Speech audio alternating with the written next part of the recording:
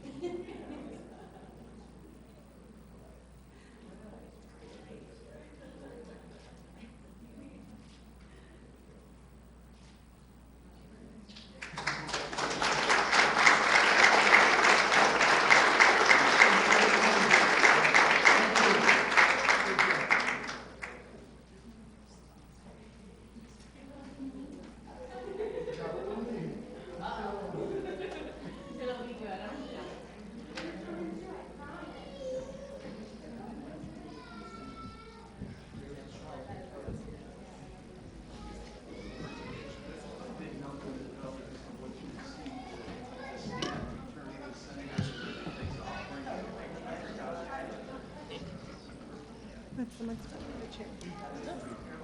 Looks like they sit on. So very proud of them.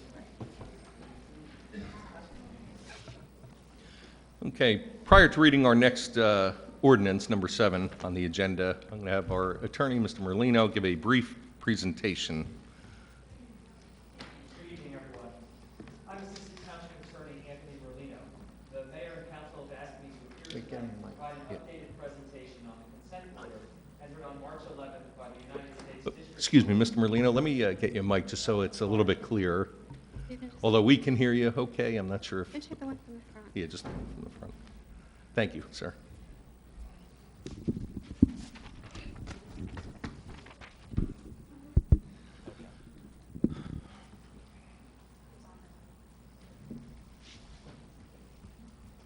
I'll start over. The mayor and council have asked me to appear tonight to provide an updated presentation on the consent order entered on March 11th by the United States District Court for the District of New Jersey. This order resolves the 2-year dispute between the township and the United States Department of Justice concerning the township zoning regulations pertaining to religious assemblies. The consent order mandates certain amendments to those zoning regulations to bring them into compliance with the Religious Land Use and Institutionalized Persons Act, otherwise known as RLUPA. Listed for final adoption on tonight's agenda is an ordinance implementing those amendments. Essentially, these zoning changes restore the standards that prevailed in the township for decades prior to 2017.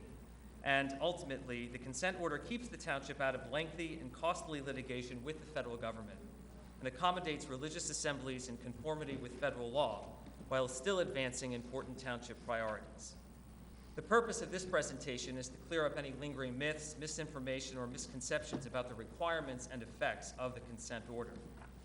I would also like to reintroduce our special counsel, Professor Marcy A. Hamilton, who has guided the township throughout this process. Professor Hamilton is the Fels Institute of Government Professor of Practice and a resident senior fellow in the Program for Research on Religion at the University of Pennsylvania. Before moving to Penn, she held the Paul R. Verkuhl Chair in Public Law at Benjamin N. Cardoso School of Law. She clerked for former United States Supreme Court Justice Sandra Day O'Connor and has litigated successfully before the United States Supreme Court and the federal courts of appeal. She is one of the nation's leading experts on RLUPA, the federal statute at the center of this matter. So I'll bring your attention to the slides. It's a short presentation to separate some of the fact from the fiction surrounding the consent order. So first fiction, the township was under no threat of litigation. Fact is, on September 17th, 2020, the Department of Justice issued a notice of suit, which was basically an ultimatum. Litigation was to commence within 12 days unless the township entered into negotiations. When the Department of Justice issues a letter like that, they are not bluffing. In addition to that, on February 17th and February 23rd, 2021, 2 federal lawsuits were filed by private plaintiffs asserting the same claims under RLUPA. And on March 11th, 2021, a federal action was opened by the Department of Justice, and the consent order was entered by the Federal District Court. This is the letter issued by the Department of Justice on September 17th. This has been published on our website and in the media. And the operative language is right there. This letter is to inform you that we have completed our investigation and that the Assistant Attorney General has authorized the filing of a complaint in Federal District Court. DOJ will consider deferring the filing of the lawsuit for a short period if the township is willing to enter into pre-suit negotiations to resolve this matter, which is what the township did. These are the 2 summonses issued in the 2 federal district cases that are currently pending by private litigants. And this is the first page of the consent order entered by the United States District Court based on the action opened by the Department of Justice. So litigation was real, and it was impending. Fiction number 2, the cost of litigation would have been minimal. Fact, in New Jersey, our RLUPA settlements and judgments have ranged from $400,000 to over $7.75 million in municipalities smaller than Tom's River. The township was facing a triple threat, not only from the DOJ, but as I said, also the 2 private lawsuits that are currently pending. Our experts, including Professor Hamilton, concluded that the fines, penalties, judgments, and attorney's fees combined in these three cases would have exceeded $10 million. And there's also a non-monetary cost. Litigation would have, or unsuccessful litigation, would have ceded control over our zoning to the federal government or the federal courts. Fiction number 3, why worry? Insurance will cover it. Fact, insurance coverage is not automatic. The township received no guarantee of coverage from its insurer. Insurance policies also have limits, and only a small percentage of any judgment would have been covered, if at all. And insurance does not cover the non-monetary costs, which is the loss of control over local zoning. And here's the letter from the insurer, and you can see in the red box, in big letters, denial of coverage. Fiction number 4, the case was defensible if not winnable. Fact, there's no evidence supporting a minimum 10-acre zoning for religious places of assembly. A breakdown of concurrent religious houses of worship in town break down 75% are under 10 acres, only 25% are 10 acres or more, and of that 25%, 2 are outliers because they're in the 20-acre range. There's no compelling justification for a jump from 2 to 10 acres in 2017. Again, Professor Hamilton has advised us that the 10-acre minimum is unprecedented nationally and also locally. Our 2 neighboring towns that are close to Toms River size both have 2-acre minimums. It is also a break with 40 years of history. The 2-acre minimum had prevailed from 1979 to 2017. And the 10-acre minimum was burdensome, discriminatory, and exclusionary because under that standard, houses of worship were subject to the most restrictive zoning standards in comparison to secular places of assembly, which is a violation of our LUPA. And this is a chart that I prepared that maps out around 30 houses of worship. There may be a few that I've missed in putting this together. It's unscientific, but it does show you that our houses of worship range from 2 to 20, and of those 30, 22 are under 10, only 8 are 10 or more, and as you can see, the 2 at the bottom are outliers at 20.2 and 26.19 acres. Fiction number 5, houses of worship are now permitted in residential zones. Fact, houses of worship can only locate in residential zones on state and county roadways subject to certain conditions. Those conditions include a 2-acre minimum lot size, proper roadway frontage, being on a state or county roadway defined in, and those roadways have technical definitions in our master plan, depending on lot size. And they must also comply with parking, buffers, landscaping, lot coverage, and other requirements. And these standards, while we're specifically discussing houses of worship here, would apply across the board to any comparable place of assembly, secular or religious. Fiction number 6, houses of worship can locate on residential streets. Fact, residential streets are explicitly off limits for all places of assembly, religious and non-religious. And below is a snapshot of the map that we have published on our website that shows you the red areas that include places where houses of worship cannot locate. Many of those areas, in fact most of them, are areas where you have residential streets. Fiction number 7, the consent order completely overhauls township zoning. Fact, this is a reversion back to the pre-2017 zoning regulations. 2-acre minimum lot size was in place from 1979 to 2017. Minor collector roadways were permissible locations for houses of worship from 1991 to 2017, and houses of worship have been conditionally permitted in the rural residential R800 and R400 zones for 30 years up until 2009. So the regulations that we are implementing pursuant to the consent order are consistent with 30 to 40 years of precedent. Fiction number 8, under the consent order, religious places of assembly will get special treatment. Fact, under the revised zoning, comparable religious and secular places of assembly are subject to the same standards. Religious places of assembly go back to the standards that govern them in 2017. And if you take the time frame and look at the statistics, no significant increase in new religious assemblies under the prior standards. Our total tax roll is about 43,000 parcels. Of those, about 47 are religiously exempt. In the 15 years from 2006 to 2021, and most of that time period includes the pre-2017 standards, 8 religiously exempt properties were added, and they span denominations: 3 Christian, 3 Jewish, and 2 Hindu. Fiction number 9, the township caved to the federal government. Fact, this is a rewind, not a redo. The township drew the line with the pre-2017 zoning standards. In return, or as part of this order, the township got back important neighborhood protections, and that includes the limitation on residential streets, limiting the size of houses of worship and other places of assembly on the minor collector roadways to a maximum of 2.5 acres, and a complete exclusion for Main Street, Shenandoah Boulevard, and Indian Hill Road. Fiction number 10, the township made a bad deal. Well, I'll let you compare.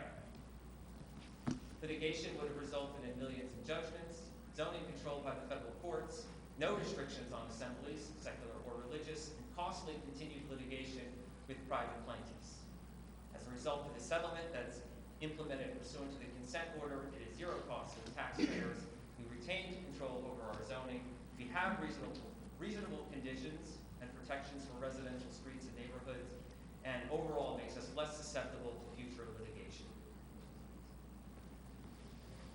I'd like to supplement what I've had to say.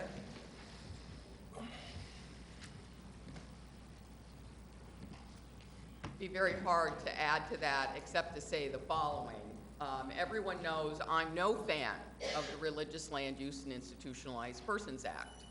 Our LUPA is an unfortunate law, but it is federal law, and it is enforced by the Department of Justice. So once the Department of Justice entered into the Toms River scenario, there was no question that we had to think very carefully about what to do. I think the result here is fair. I think it's fair to all sides. And I think it is unfortunate that sometimes politics enters this arena. This is just law, as unexciting as that is. And the law says that a jump from 2 to 10 acres, all of a sudden in 2017, without any justification that would ever persuade a federal court, was likely going to cost Toms River tens of millions of dollars. So I want to congratulate Anthony. He has done a stupendous job on this. I'm sure he's giving me too much credit. But also your council and your mayor have led you down the right path. You've avoided a horrific set of circumstances. And let me just close by saying this. What happens in communities that don't get these disputes under control is that they divide up. They start calling each other names. It's not worth it. Better to be welcoming in the way in which Toms River has laid this out than to end up being enemies within your own community. So, in my view, this was about as good as a result we could have gotten. Okay. Does any member of the council have any questions for I have a the question. attorney? Yes. Anthony, you said that we have 2 neighboring towns that are within the 2 acres, that have 2 acre zoning. Which towns would they be? Jackson and Brick. Jackson and Brick? Thank you. Okay. Councilman McDowell. I have a question for Ms. Hamilton, please.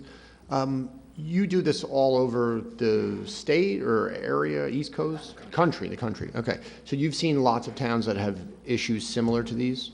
Lots. So in all of your experience, how did Toms River compare as far as if we went to court, and how did we compare for the deal that we worked out?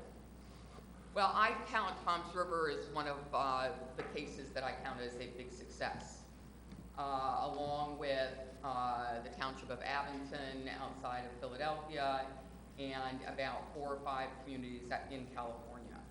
It's not easy to navigate this, but Toms River, in my view, gets an A. You stuck to it. You didn't do anything rashly. But the end result is defensible, and that's why the DOJ agreed to it. Right. So, in your opinion, for seeing some towns that maybe didn't do the same thing, what kind of payout would Toms River have expected to pay? Well, the problem is that the jump in the law from 2 to 10 is created this argument for discrimination. And what the federal courts are saying in New Jersey is that the discrimination is anti-Semitic. And it would have been, in my view, at least $10 million of a fine. But that's after litigation. Right? So what our LUPA does is that not only would you have to pay your attorneys, but you have to pay their attorneys. And in fact, you have to pay their attorneys even if you want to settle, if you let it go on too long. And so Toms River cut this off before it became ridiculously expensive. And they also cut it off so that you don't have to deal with it again. This is a good set of principles on the books, defensible again and again. Thank you. Thank you. Any other council members have any questions? Does any member of the public have any questions? Yes, ma'am. If you would step up to the mic and just state your name and address for the record, please. Michelle Williams, 111 Tiller Drive. I was just wondering if the PowerPoint would be listed on the municipal website. Sure, I'll have Cool. it posted tomorrow. Absolutely. Yep. Okay. Yes, sir. If you would just step up to the mic here at the podium and state your name and address for the record, please. Marvin Ledbeater, 1608 Otter Drive, Toms River. I have a question. So now nobody can go back and say we want to make it 1 acre. Mm-hmm. Right. It's done? It's done. We're at 2 acres? Okay. What's the difference between a religious school and a house of worship? For For zoning and stuff like that? For purposes of our LUPA, they're the same, Okay. because they're both religious uses, Okay. but for purposes of zoning, they're not necessarily the same.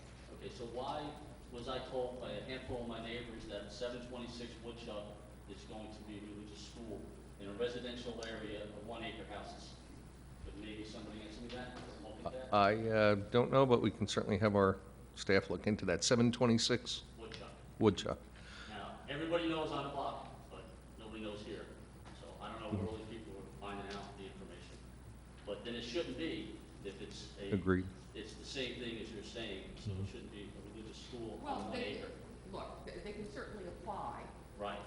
but Toms River is required to apply their law neutrally to everyone in the same way. Right. So this set of rules will apply to every future applicant. Okay. Mhm. All right. Thank you. I Thank have you, a sir. question. Yes, It- Mr. Roderick. Are variances, can people still request variances? And if those variances are not granted, can someone still sue?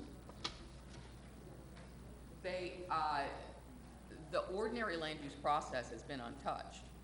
So to the extent that it's legitimate to ask for a variance, yes. And if a, If they don't get what they seek, can they sue? Yes.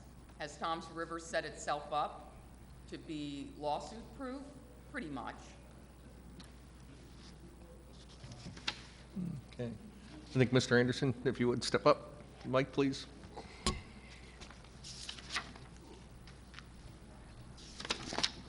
Yes. Go ahead here. Name and address for the record, please. Art Anderson, 12 Park Street. One of my questions is, the 2 acres, that from 10 acres, that's Toms River, right? Not Lupa? Does Lupa have a rule? No, no. So they don't have a rule at the acreage at all? Well, I mean, if you look at the averages across all communities are compared across the board. And as Anthony mentioned, you've got 2 neighboring communities with 2 acres. The problem is that Toms River had 2 acres for so long. And so it was the steep jump from 2 to 10 in 2017 that got the Fed's attention. So, That's really the so some problem. towns might have like 2.5, 3 acres with no problem with Lupa. If they have a long history of having that level, possibly. Okay. And what was the reason for settling at 2 acres? Was there a reason? That's where they were For- before they left up to 10. Okay. And as you saw on the acreages, the vast majority of the community houses of worship are at 2 acres. Okay, thank you. Thank you. Does any other member of the public have any questions? Sir, step up to the mic, state your name and address.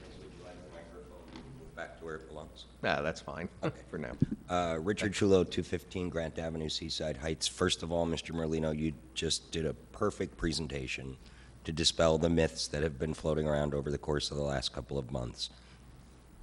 Marcy, I don't know how to even begin to say thank you. As soon as I leave this meeting, I'm heading up to Jackson Township, where I'm going to have a completely different conversation with their council, having already now been hit with a preliminary injunction by a federal judge that is likely going to one day seize control of the local zoning away from them and place it in the hands of either a district court or a federal judge. That terrifies me, and it should terrify all of you. Tonight, as you cast your votes, I know this is probably an unusual request, but I'm going to make it anyway. I think it's important that everybody at this dais state on the record how you're going to vote, and then provide just a brief explanation as to why you're voting the way you are. I think Mrs. Hamilton has explained in no uncertain terms, and correct me if I'm wrong, there was a 100% chance Toms River would have lost this. Would you concur with that? They were in trouble. Not 99.8%, 100% chance. I'm going to lose, but And God forbid. But the truth is that this was a losing battle, and you made what I think is arguably a very fair and reasonable deal. To address Mr. Roderick's comments, and I think Marcy kind of touched on it, ultimately everybody will always reserve the right to still make an appearance before the zoning board, and the zoning board will give due consideration to the appeal that's before it. They'll make a determination, and if the applicant is not pleased with the outcome, they'll still reserve the right to pursue litigation in either state or federal court. That's never going to change. That's the law of the state. That's the law of our land. This threatened litigation, and ultimately litigation, was about a specific ordinance in our town. It didn't touch anything else. So going to your point, I'm aware of somebody who will very likely make an application to the zoning board over the course of the next few weeks to put a house of worship on a piece of property that's slightly over 1 acre of land in the middle of a development of homes on a residential street. Zoning board's got a decision to make with that one. But this consent decree addressed the Department of Justice's concerns. Now, we have concerns at the zoning board level as to whether or not that's going to be an appeal that will be granted. And where it goes from there, Dan, it's anybody's guess, most likely to court. But this was never intended to address that. This was intended to address a specific ordinance that was on the books that the Department of Justice made it abundantly clear was not acceptable. So, again, I'm going to renew my request. If you could just give a quick blurb as to why you're voting the way that you are, I, for one, would appreciate it. Yeah. So, Unfortunately, we can't do that till we vote, but that'll be coming up very soon. Does any other member of the public have any questions? Okay, any other questions from the council? Seeing none, move to close the public comment. Second? All in favor? Aye. Aye. Okay, I'm going to read the title of the ordinance into the record. So, 7 is an ordinance of the Township Council of the Township of Toms River, Ocean County, New Jersey, amending and supplementing various sections of Chapter 348, Land Use and Development Regulations of the Township Code in accordance with the consent order entered in United States of America versus Township of Toms River, Civil Action Number 3:21-CV-04633. This is a final reading. Move the ordinance on final. Second. Motion was made by Council Vice President Maruka and second by Councilwoman Hurick. Council Vice President Maruka. This process has been a long process. It has been a process where we've had to take a look at every aspect of this. We've been under the guidance of Marcy, and she has been great guidance for us, and also with Anthony. And we didn't take this decision lightly. We didn't take this decision lightly to enter a settlement agreement. A lot of times it's easy just to say no and live with the consequences. But this is something that we sat down, we discussed, we debated, and we come up with the best possible solution for the residents of this town. A lot of times, the popular decision isn't right, but a lot of times, also, the right decision isn't popular. And there's some residents that might agree, and there's going to be some residents that don't agree. But this is the best settlement that this council and administration could have negotiated for the residents of this municipality, and that's what we were elected to do. And I vote yes. Councilwoman Hurek. I echo what Councilwoman Maruka stated, and I also feel that the advice that we received from our experts, our attorney, Anthony Merlino, and Marcy Hamilton, provided us with enough background and information that we were able to look at the consent order that was suggested by the Department of Justice. We were able to negotiate. We didn't just read it and say, okay, we'll just go with that. We actually negotiated. We drew some lines, we dotted I's and crossed T's, and had some concessions from the DOJ. It wasn't just whatever they say. But it was close to whatever they say because they are the United States Department of Justice and they do have the RLUIPA law to work with, and we have to work within that. I think this is the right thing to do. I think it's the smart thing to do. I said a long time ago that if we lose control of our zoning ordinances, if it's handed over to a court or, if it's suspended while the case is pending, we'd have nothing to stand on. There would be no limitations. So I think this is the right thing to do, and I vote yes. Councilman Kopp. During these negotiations, they're not easy. You have a lot of facts thrown at you. A lot of decisions need to be made. One thing that we did was we decided to bring some of the smartest minds together. And I would like to thank Marcy Hamilton being one of those smartest minds.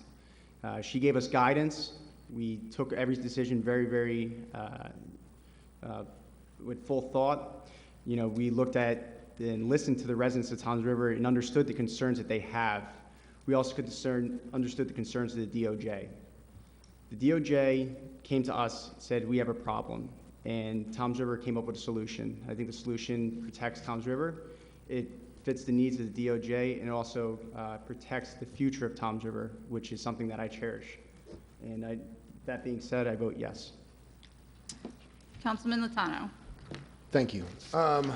So no one on the council, none of the attorneys or experts that we have spoken to on our numerous back and forth negotiations with the Department of Justice, no one has offered up an alternative solution that didn't end up in litigation and it didn't end up with the possibility of millions of dollars in fees and fines, plus possible loss of control.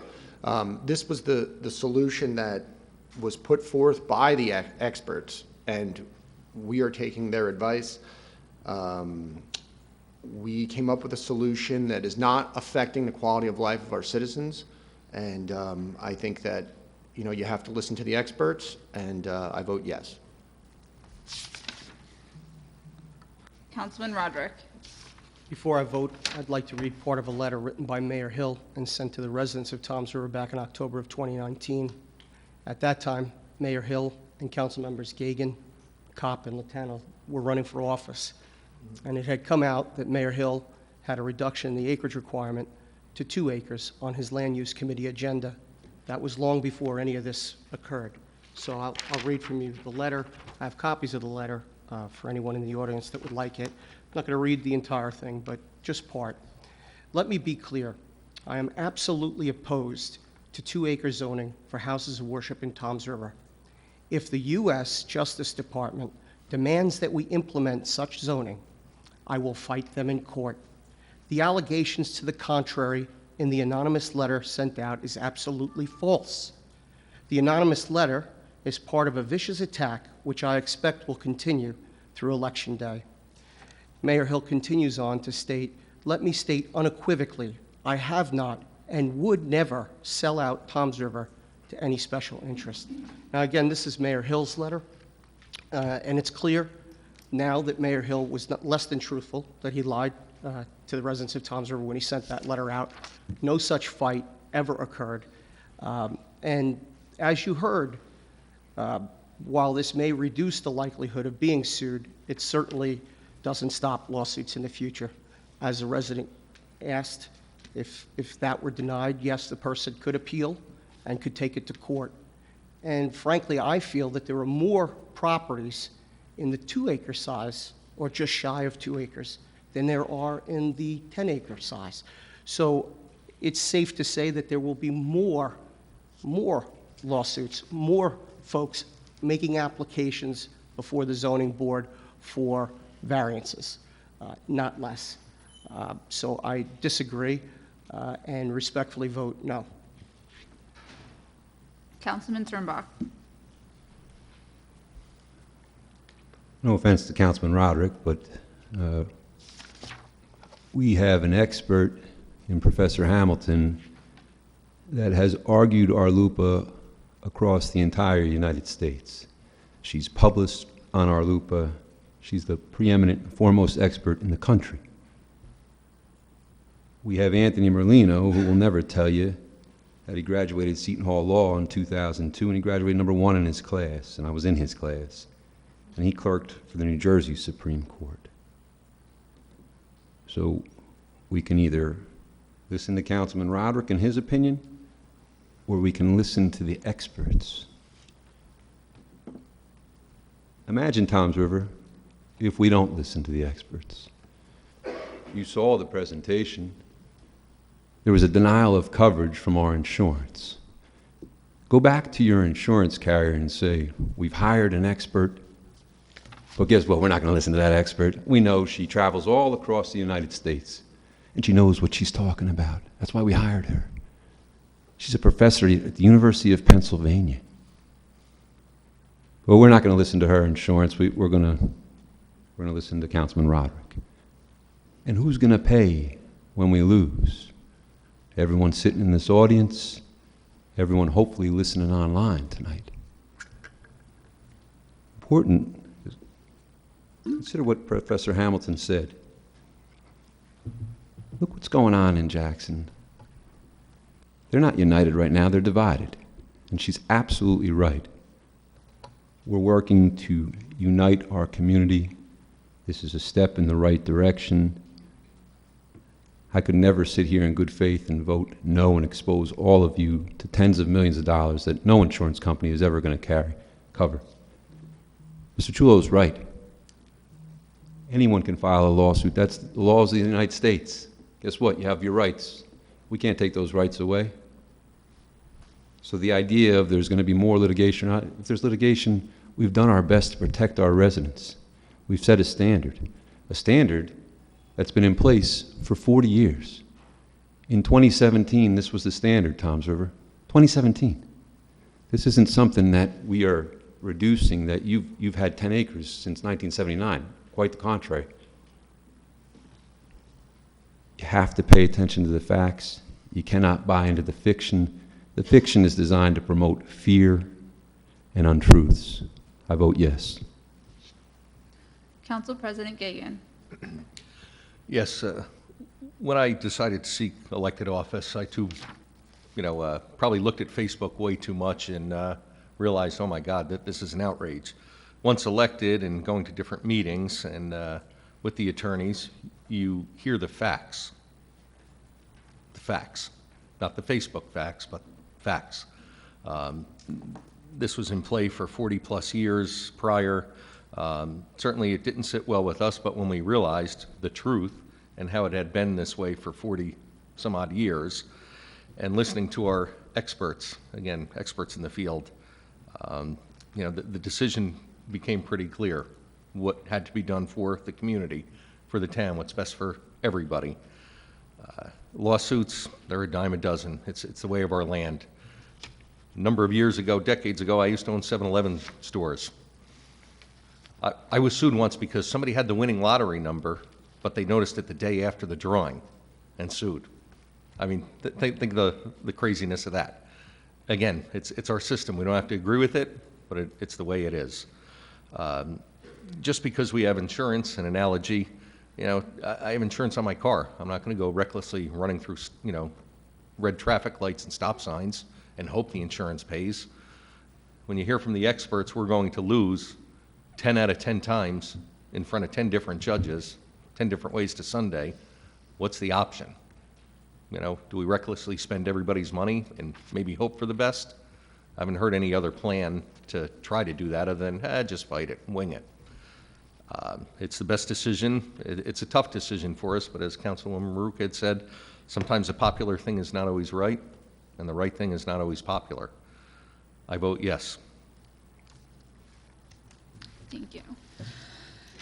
Okay, 8 is an ordinance of the Township Council of the Township of Toms River, Ocean County, New Jersey, amending the redevelopment plan for the Phase 1 downtown waterfront redevelopment area, final reading. Yes.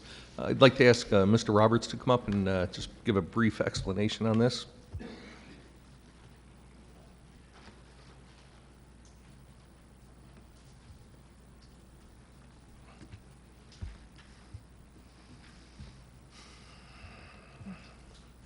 Thank you, sir. Good evening, Council. This is the 1917 Phase 1 Waterfront Redevelopment Plan. It was adopted originally on December 26th of 2017. What this ended up being is basically an update cover to cover. It was precipitated by the discovery that one lot was overlooked and missing from the plan in Block 569, which is the block that once included the Red Carpet Inn. It's the block bounded by Iron Street, Herflicker, and Water, and it's the site of one of the first redevelopment project proposals that the township has had. Obviously, we can't leave the lot out. So in order to add the lot, we had to amend the plan. I had been keeping notes in terms of things that we've determined things need to be updated as we've gone along. This was an opportunity to effectively update it from cover to cover. And I'll just give you a couple brief examples of some of those things. First of all, the original redevelopment plan, even though it showed the bus terminal as being part of the redevelopment, and just to take a step back, the actual redevelopment area includes the entire area from basically Water Street to the river. It's divided in half by the right-of-way of Herflicker Boulevard. So half of the area is between Herflicker and Water, and the other half of the area is between Herflicker and the river. The Phase 1 plan was intended and was originally proposed by the bid in 2011 to cover that area between Herflicker and Water. However, the terminal is on the other side of Herflicker. As the plan was developed, the Land Use Committee at the time, in 2006 and 2017, felt that it was important to include the bus terminal in the plan.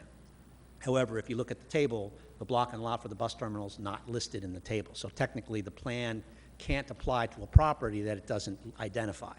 So we included not just the bus terminal, but the Conrail right-of-way, which is where the Barnegat Branch Trail will be someday in the future, that would lead to the bus terminal, and a number of other properties that, for example, the parking lot on the other side of Herflicker, which is lot 11.02, which is used as a surface parking lot.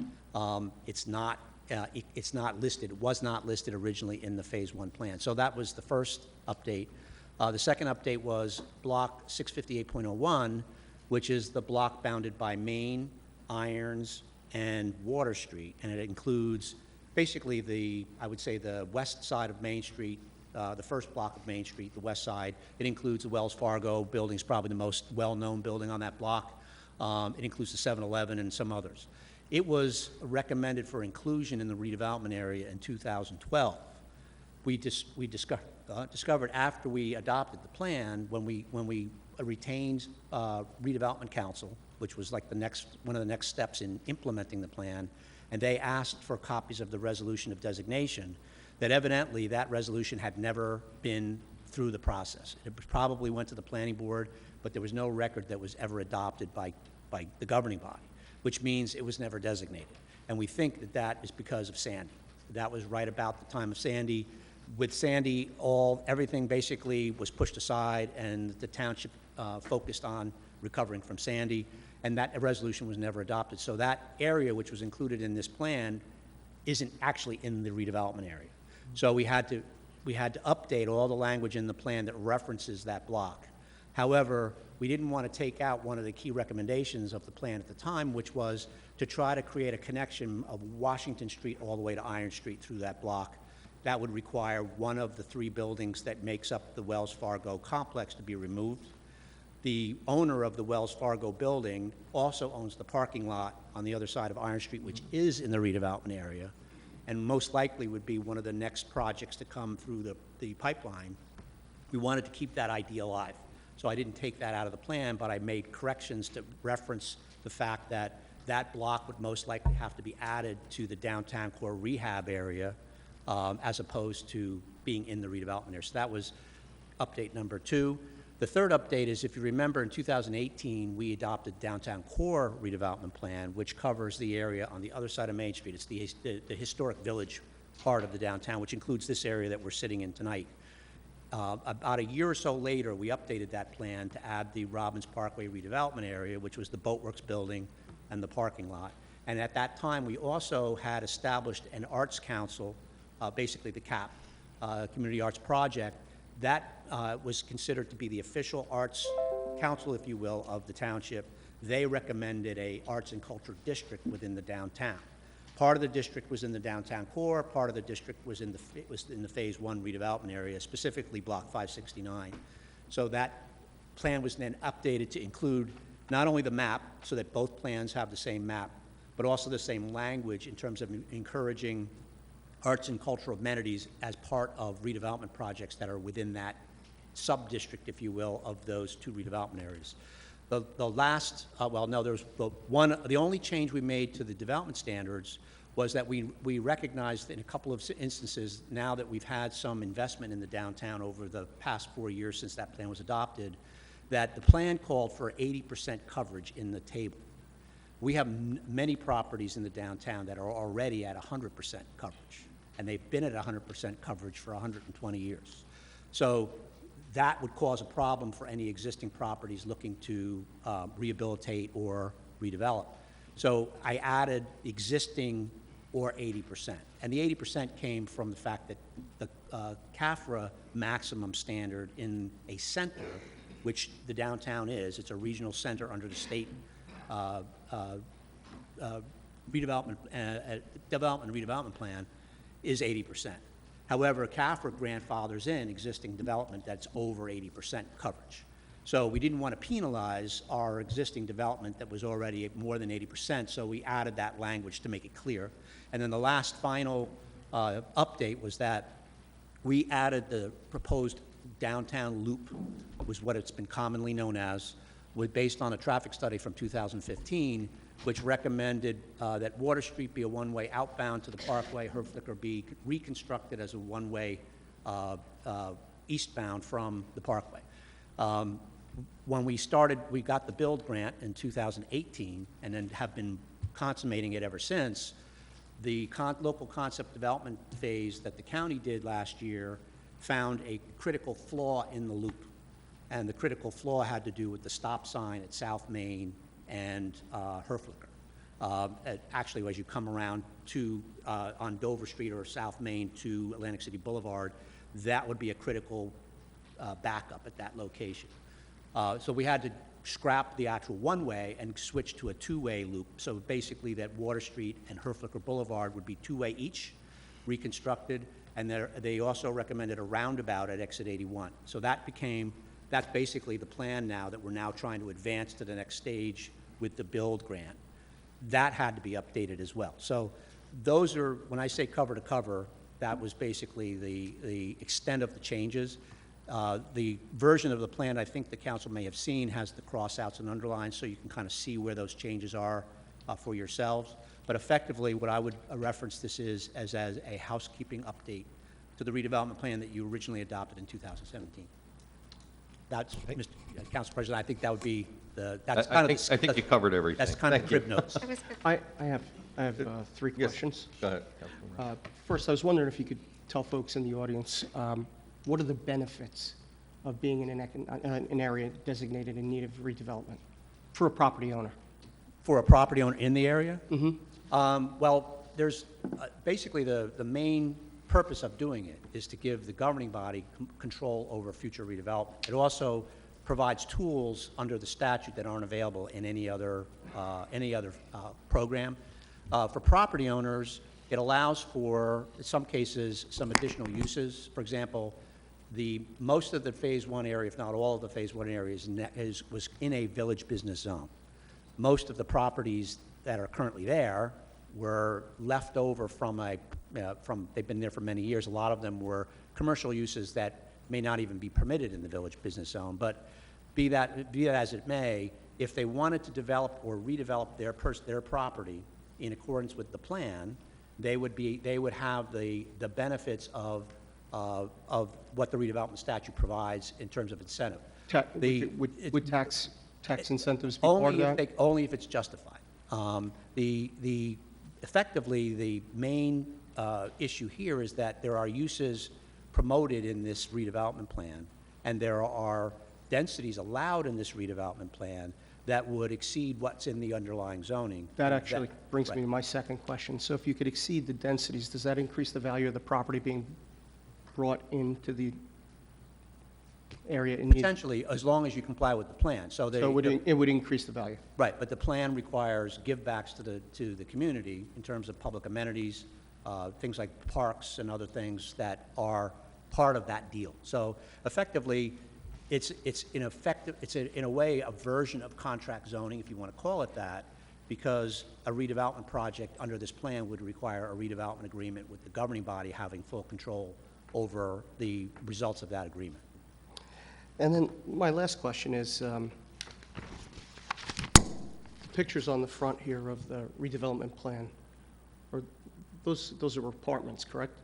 Well, I'm actually, What's your, you're talking about on the front cover? yeah, it's hard because it's small once you print it and it's black and white, but I've seen that before. I've seen that picture before. Yeah, these are representations of the proposed concept from our first redevelopment project. They've been on the website since probably November or December of last year. So that's a representative of one project, artist rendering of one project. That is the first project that the township is considering. Considering, right. Thank you, Mr. Roberts. You're welcome. Does any other member of the public have any questions? Mr. Anderson?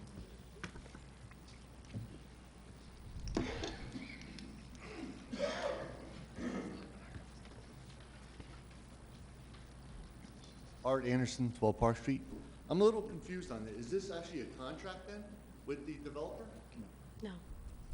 It's a redevelopment plan, but the redevelopment plan is required under the statute before any agreement, which is the same thing as a contract, can be executed. So the plan has to be there in place first. Because it's very specific, sorry about that, about the, how high it can be, 8 stories or 12 stories, but it doesn't really say how we can make it 12 stories, right? No, I think it's very specific. I would disagree. And that has not changed since the plan was adopted in 2017. The plan set the maximum height at 8 stories. It allowed for a bonus of height and density to be negotiated with the governing body in return for in return for givebacks. In other words, you have to earn your bonus. And there's a whole list of potential amenities that would be provided to the public that you would have to provide in order to gain that bonus. So who decides on how high we can make it and the parking, how much parking there is? Ultimately, the redevelopment agreement indicates that, and then you also have the additional level of site plan review by the planning board. The redevelopment plan also provided for ranges of height. The original idea was not to have a monolithic development of buildings of all the same height. So we were trying to say we put caps on buildings over a certain height, and one thing that we do require is a minimum of 2 stories, because with the whole idea of redevelopment is you're trying to incentivize investment, and you don't want to get marginal development when you can get more substantial development. So there's a minimum, which you don't see in normal zoning, minimum of 2 stories, and then the max is based on either the given as of right cap and then the bonus cap. And that hasn't changed. So if you guys vote on this tonight, we can go up to 12 stories, or only 1.4 spots, is that correct? No. No. The redevelopment plan as it stands before, even if it was not amended, already provided for that since 2017. All right, thank you. Any other member of the public have any questions? I just have a question for Mr. Roberts. Yes. Just to be clear, and on the attachment that Councilman Roderick is referencing is the picture of the plan submitted by Capadaglia, correct? That is correct, yeah. That's not what we're voting on tonight. No, that's a artist rendering of one potential project for one potential site. But that is not up for a vote That tonight. is correct. That's not what this ordinance is That's about. not, this is just the redevelopment plan. It doesn't approve a project. That's only done through the redevelopment agreement. Which has not been decided. That is correct. I have one follow-up question just to address Mr. Turnbach. We were told not too many weeks ago that there was no plan for apartments, and now Mr. Turnbach just said that there was a plan submitted by Mr. Capadaglia. So again, I just want to point that out to the public, that there is a plan in place, and Mr. Turnbach just acknowledged that, so. Council President, I believe there was a concept plan submitted. There is no plan in place, it's just a concept of what they brought to the governing body, correct? Yeah, there's been concept plans that have been reviewed by the Land Use Committee, by the Mayor's Advisory Committee on Redevelopment for the past year. Okay. Or more. This project has been developing since 2019. Can I just, we've actually had our professionals, independent professionals, look at those plans, and we've asked for revisions, right? We haven't Several agreed times. on anything. Right. The plans have been modified multiple times since 2019. Any other questions for Mr. Roberts? Yes, ma'am. If you would, just step up to the mic, state your name and address for the record, please. Dana Tremolin, 105 Messenger Street, Toms River. I live on Messenger Street for 40-plus years now. Listening to this, it is a very scary thought that downtown, after they just redid the roads, it's still a mess, and now you want to bring in more traffic to an area that can't handle the traffic that it has, when we have buildings that still need to be fixed up, such as the Food Town building and the bank down there. Why can't we work with what we have to fix before we bring in more mess, if you will? We have empty buildings. Those apartments on Main Street, they took forever to fill. And now you want to build however many more apartments down there, and it's not going to work. I've watched this for 40 years. It's a mess. And to do that, it aggravates me to even think about it when we're trying to revitalize downtown, not overstuff it. Let's fix the problems first before we start building anything more at this point. It's too much. It's too much.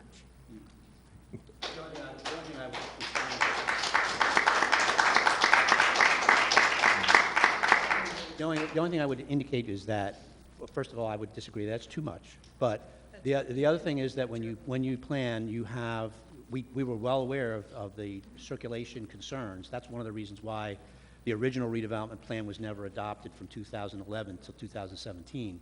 There was a traffic study done in 2015 to try to figure out, can we accommodate redevelopment? Because this area that we're talking about was designated in 2007. So it's been a redevelopment area for since 2007 in the area between Water Street and the river. It is an area, I don't think it's anybody argues that it's an area that is not being used to its full potential. The problem was the traffic circulation, and you're absolutely right. If you're going to try to encourage more development, which we thought we needed to revitalize the existing downtown, then you're going to need to accommodate that traffic. And that's one of the reasons why in 2018, the township obtained a $5.6 million grant from the Federal Highway Administration to pay for those improvements. So, but we had to have a plan first before we could do that. We're in the middle of that now. And that's probably, we're anticipating, according to the agreement that we have with the Federal Highway Administration, that the work on those improvements would start in 2023. It would be done has to be done by 2025. So, and the bridges on both sides of Herflicker Street have to be replaced. That's in the works with the Department of Transportation. So there's a lot of circulation improvements that'll be happening before this redevelopment plan ever builds out. So you're absolutely right, but we've been accounting for it. But the thing is, when you did the road improvement at 166 and 37, it didn't fix it. It just made a bigger mess.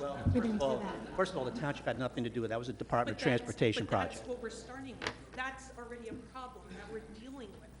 And now you're bringing in an influx of cars and people, and where are they all going to go? Where are they all going to go? Every single project has to be able to be self-sufficient. They have to handle their own parking needs. But it is really, has been the case from the first time we started planning this, going back to when the bid worked on this plan going in 2011, that in order to revitalize downtown, we needed to bring more customers to those businesses. And one of the ways to do that is to bring more residential into the downtown. And that's being done all over the country. Mr. Roberts, can I ask a question, just so we have some clarification? This is an ordinance amending the redevelopment plan for the Phase 1 downtown waterfront redevelopment area. That redevelopment plan is already in place. It's been in place since December 26th of 2007. So we're not voting on that We're not tonight. changing any of the development parameters, I'm just updating. So since December 26th of 2017, this has been in place. Has been in place. And And- it's been online and it's been available to the public. We've had graphics, we've had the actual plan, we've had animations of a model of the plan ever since 2007. And we're not voting on 8 to 12-story buildings then tonight. You're voting on adding a property to that plan. Pretty much, and updating the plan so that it reflects the actual current conditions. And we have to add that property so that the $5.6 million federal grant money that we're going to get for our roadways would be covered. Well, I think that the two of them are definitely linked, because without the road improvements, you can't support the redevelopment. So otherwise, you're gonna have a lot of road improvements and nothing much else. So, This does increase the value of the property brought in, correct? So tonight, you're bringing in new properties into that area. few- Designation, right? Yeah, the properties that we're bringing in, however, are either parking lots, old railroad rights-of-way, or the bus terminal. Currently. That we're suggesting to be added tonight. Thank you. So what are we bringing parking lots in for? Like, The bus terminal parking The lot. bus terminal parking lot. No, they're not bringing in parking lots. What they're doing is something that's currently a parking lot. They're going to put it in the area in need of redevelopment, so if the developer wants to develop it, they can. Well, That's just to be what they're accurate, doing. The area's already in an area in need of redevelopment, but the plan didn't count it as being addressed by this plan. Okay? However, until somebody drives through downtown Toms River at rush hour, there's no room for all those cars coming in for 400 apartments or whatever, businesses or whatever. It's just, there's no room. Thank you for your time. Thank you. Any other questions? Mary, you would just step up to the mic, state your name, position.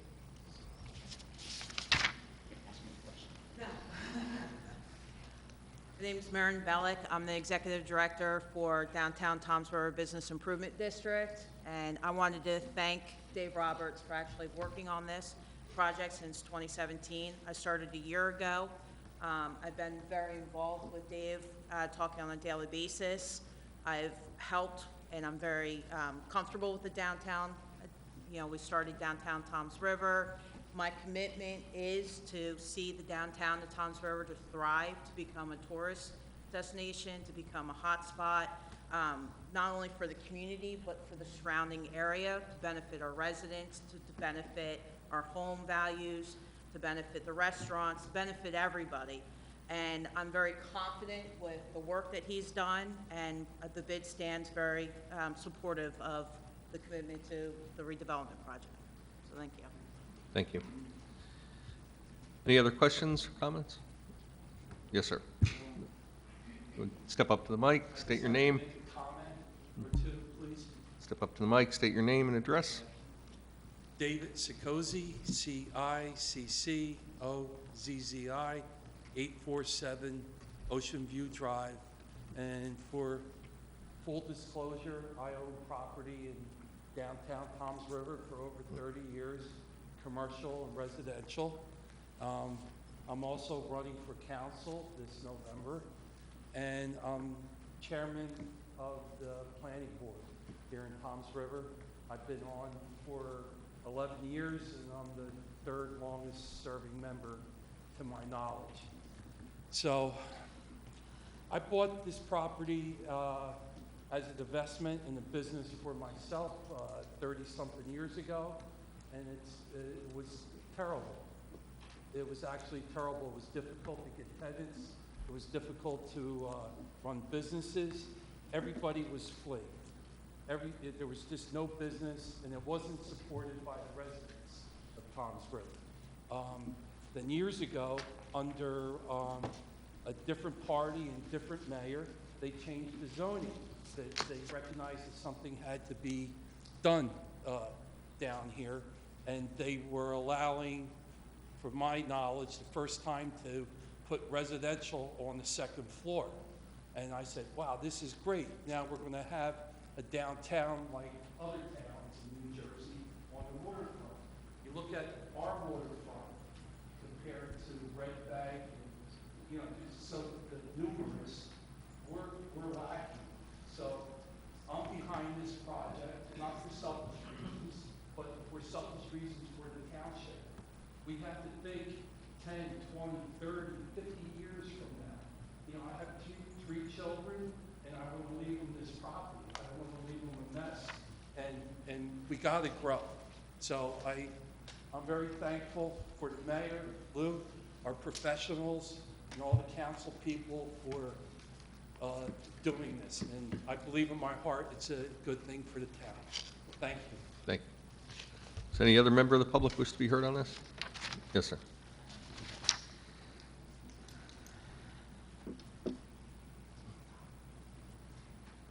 Paul DiGregorio, Goose Creek Road. When the original redevelopment plan was before the planning board back in 2017, I attended that meeting and I spoke in favor of it. And I just wanted to come here tonight and reiterate those reasons why I support it. And it doesn't take an expert to just look down that way and see that it's a mess. You have parking lots, you have empty storefronts, you have industrial sites that have not been utilized 30, 40, 50 years. This plan is responsible. It takes into account that we need infrastructure improvements. The bill grant and the proposed improvements recognize that. The need for parking also included in that. This is something that this town needs for a rateable base to reduce the taxes for all of our residents here. When the town does good, when our ratables are good, we all do good. Thank you. Thank you. Any other member of the public wish to be heard on this item? Yes, ma'am.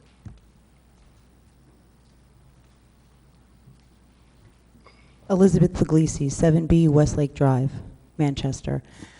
I think maybe the concern is that this area was thriving at one time, and it had nothing to do with redevelopment.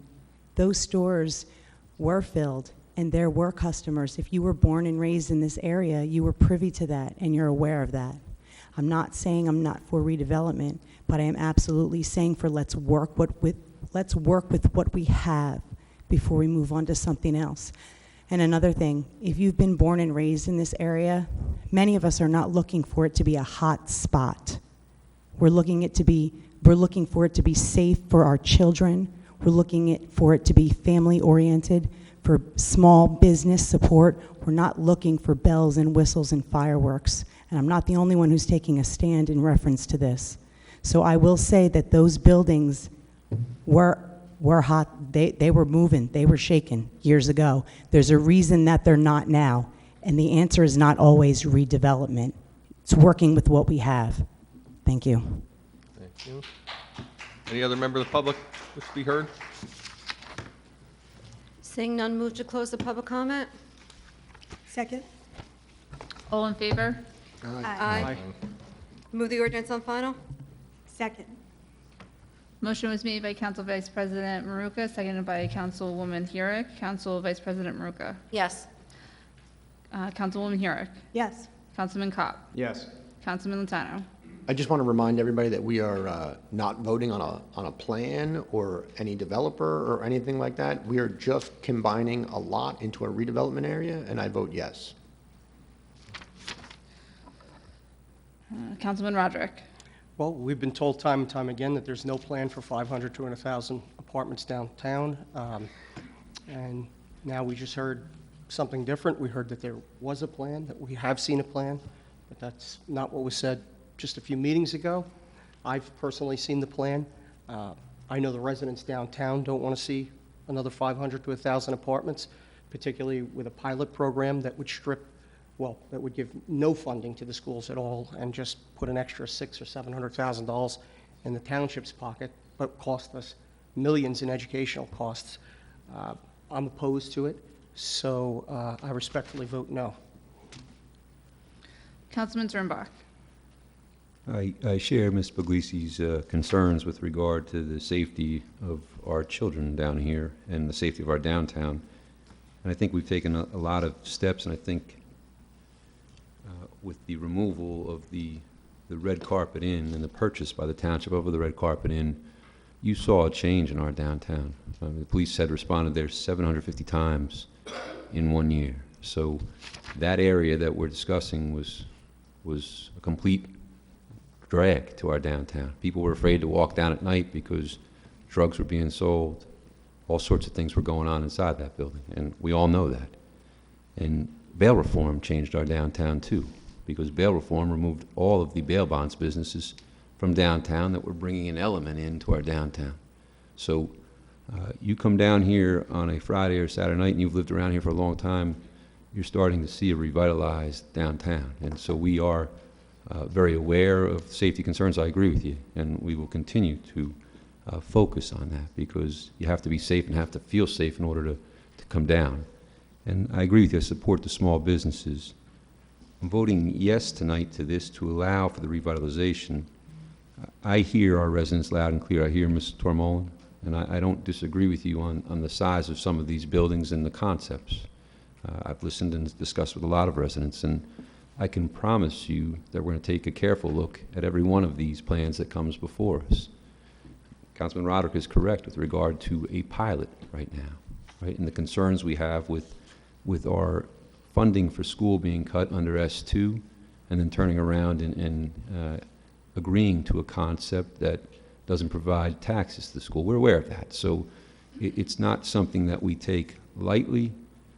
We're just trying to make sure the public is aware of what we're voting on tonight and what we're not voting on. And the idea that we just voted on a plan to put 500 to 1,000 apartments isn't true. That's not true, and it shouldn't be said, because it causes confusion, it causes fear. It's fiction, right? We're going to have an opportunity to decide on that. You'll have an opportunity to come here and voice your opinion on that. But that's not what's being decided tonight. So for that reason, I'm voting yes, but I hear both of you and will continue to communicate with both of you. Council President Gagan. Again, listening to our professionals, in order to kind of close the loop and get the build grant that's desperately needed downtown, the 5.2 or 5.6 million to move traffic along. It's another piece of the puzzle. It's government. It's the way it works. Sometimes it doesn't always have to make sense, but we hear everybody, your concerns, and we're taking them to heart. But I vote yes. 9 is an ordinance of the Township Council of the Township of Toms River, Ocean County, New Jersey, amending and supplementing 175-21B of the Township Code to establish non-residential daily fee rates for the township swimming pool. Final reading. Does any member of the public wish to be heard on this? Yes, sir. You would just step up to the mic, state your name and full address, please, for the record. Mark Yellen, I'm 103 Joyce Court, and I live in Brick, New Jersey. I moved to Brick, New Jersey about 10 years ago, and I moved to a community that does not have a public pool, nor can I put one in my backyard. So when I want to go swimming to a pool, I use Toms River's pool. You charge a little bit more if you don't live in the town. I believe it's $7 and $8 on the weekends. That's the current price, okay. I understand that there's a proposal to double that fee, possibly from what I've understood online, for things I've read online, that people are coming from out of town and not respecting the facility, doing bad things, drinking, urinating public, et cetera, et cetera. And it was noted that some of these folks have out-of-town plates. Now, a lot of people, a lot of good, decent people that like to swim come from other parts of Ocean County, like Brick, Point Borough, et cetera, where we don't have access to a public pool. So we come and use yours, we pay the extra fee that you ask us to, and we behave, and we're good neighbors. So what I wanted to ask for kind of a compromise of fairness, so to speak, if you'd have, you consider like a tier. If you're an Ocean County resident, but you're not a Toms River Township resident, you pay $10 instead of the $14 that you're proposing. I think that's a little more fair because it's not the people from Brick or from coming from across town that you're, I wouldn't say trying to keep out, but trying to limit access to the pool. So I'd like to ask if you would consider that as a compromise. All right, thanks. Thank you. Does any other member of the public have any questions or concerns? Seeing none, move to close public comment. We have a second. Second. All in favor? Aye. Aye. Move the ordinance on final. Second. Motion made by Council Vice President Maruka, seconded by Councilwoman Hurek. Council Vice President Maruka. Yes. Councilwoman Hurek.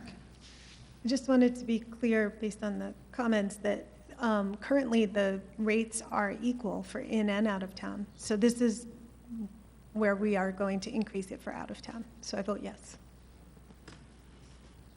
Councilman Kopp. Yes. Councilman Lozano. I just want to say I toured the facility and I spoke to some of the residents. You know, our residents right now are, even though the pool area was purchased with Green Acre funding from the state, our residents do pay to maintain the facility, employee expenses, and things like that. So we are offering an incentive to our residents who are, you know, fronting the cost of the facility. So I vote yes. Councilman Roderick. This is a good start. However, I believe putting a Class 2 officer at the pool would go a long way in restoring public confidence. And we should also consider any other means we can to alleviate the concerns of the residents of Snug Harbor. Perhaps the increase in revenue would help pay for those things. We will see, I guess. Another concern I know that was raised by residents of Snug Harbor is whether or not Mayor Hill would forego the 20 days that it normally, the waiting period for something like this to take effect. So I guess I have a question for Mayor Hill. Mayor Hill, will you allow that to go through? That would be a legal question. I know we did speak to Mr. Merlino about that. The 20 days, the 20-day estoppel period is required by law. The only way that it can be waived would be a resolution of the council, and that's only in emergent situations. This doesn't qualify as an emergency under the law. Okay. Well, I guess that addresses that for the residents of Snug Harbor. Again, I vote yes, and we should continue to have the back of the folks in Snug Harbor. Councilman Turnbuck. Yes, I'm going to vote yes. I appreciate the council getting this addressed quickly, and appreciate the residents coming out to bring this to our attention. It's the residents that come to meetings that can alert us to incidents like this, and I think everybody got right on it. I know a number of the council went out, spoke to the residents, and greatly appreciative of that. Certainly to the gentleman that comes from Brick, I certainly hear your comments. I would leave that to Mr. Merlino. I don't know if the law really provides for a situation where we can offer. Mr. Merlino, can we offer a different rate for county as opposed to out of county? The regulations allow a resident versus non-resident, but there's nothing in there that suggests that you can tier it based on county. I don't want you to think we're not listening to you or hearing you, and we appreciate you certainly coming down here, but I thought that was going to be the answer, that it would be a situation where we couldn't set it up differently. So with that, I vote yes. Council President Gagan. Yes. 10 is an ordinance of the Township Council of the Township of Toms River, Ocean County, New Jersey, establishing a new Chapter 234 of the Township Code to prohibit the operation of cannabis establishments, distributors, and delivery services in the township. Final reading. This is the final reading. Public comments were heard at the May 11th meeting. So at this time, I'll take a motion from the council. Motion to move on final? Second. Motion was made by Vice President Maruka and seconded by Councilman Latano. Vice President Maruka. Council President. One moment, yes. May Councilman I Burek. just make an impromptu report from the Cannabis Committee related to this so Go that ahead. the public knows that we're working on it? Thank you. So the Cannabis Committee has met 3 times so far. We're making some progress. However, the state of New Jersey has imposed a deadline of August 22nd. And that deadline means that we have to have a first reading, a second reading, and the 20-day estoppel period, barring an emergency. So in order to give the committee time to do the work properly, to do the work that it has been charged with by this council, the committee is recommending that at this time, we do pass a ban as listed in Ordinance 10 with a companion ordinance, which is number 11, which would put a sunset provision on the ban that would be presumably passed with ordinance number 10, so that the committee can continue its work in good faith and know that the council in good faith is providing for an opportunity guaranteed to revisit this issue in a few months. Thank you. Thank you. Council Vice President Maruka. Yes. Councilwoman Hurick. Oh, no, I think I think seconded someone it. else seconded. Oh, I'm sorry. I'm sorry. Yep. Councilman Latano, I'm sorry. I just want to add real quick, I want to thank the people, the citizens and the council who have contributed to the Cannabis Committee. You're taking time out of your days, and, we are interested in getting your perspective and coming up with a game plan together. But as you know, the state's bill of the 245 pages, we kind of told everybody when we introduced that we weren't going to accept the bill in its entirety, so we're hoping to come up with a plan that more is geared toward Toms River, if that's what we so choose. So I vote yes. Thank you. Okay. Councilwoman Hurick. Yes. Councilman Cobb. I need to abstain.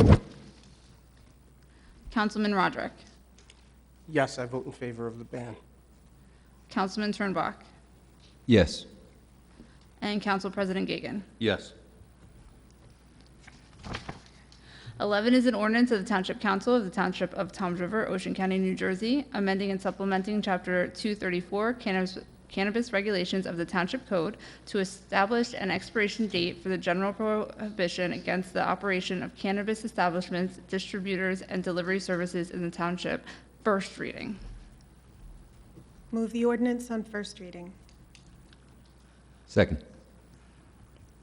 Motion was made by Councilwoman Hurick, seconded by Councilman Turnbach. Councilwoman Hurick. Yes. Councilman Turnbach. Yes. Councilman Kopp. Abstain. Councilman Latano. Yes. Councilman Roderick. There's no reason to place a hard expiration date on this ordinance. The council can at any time decide that it wants to change things now that we've agreed to ban it.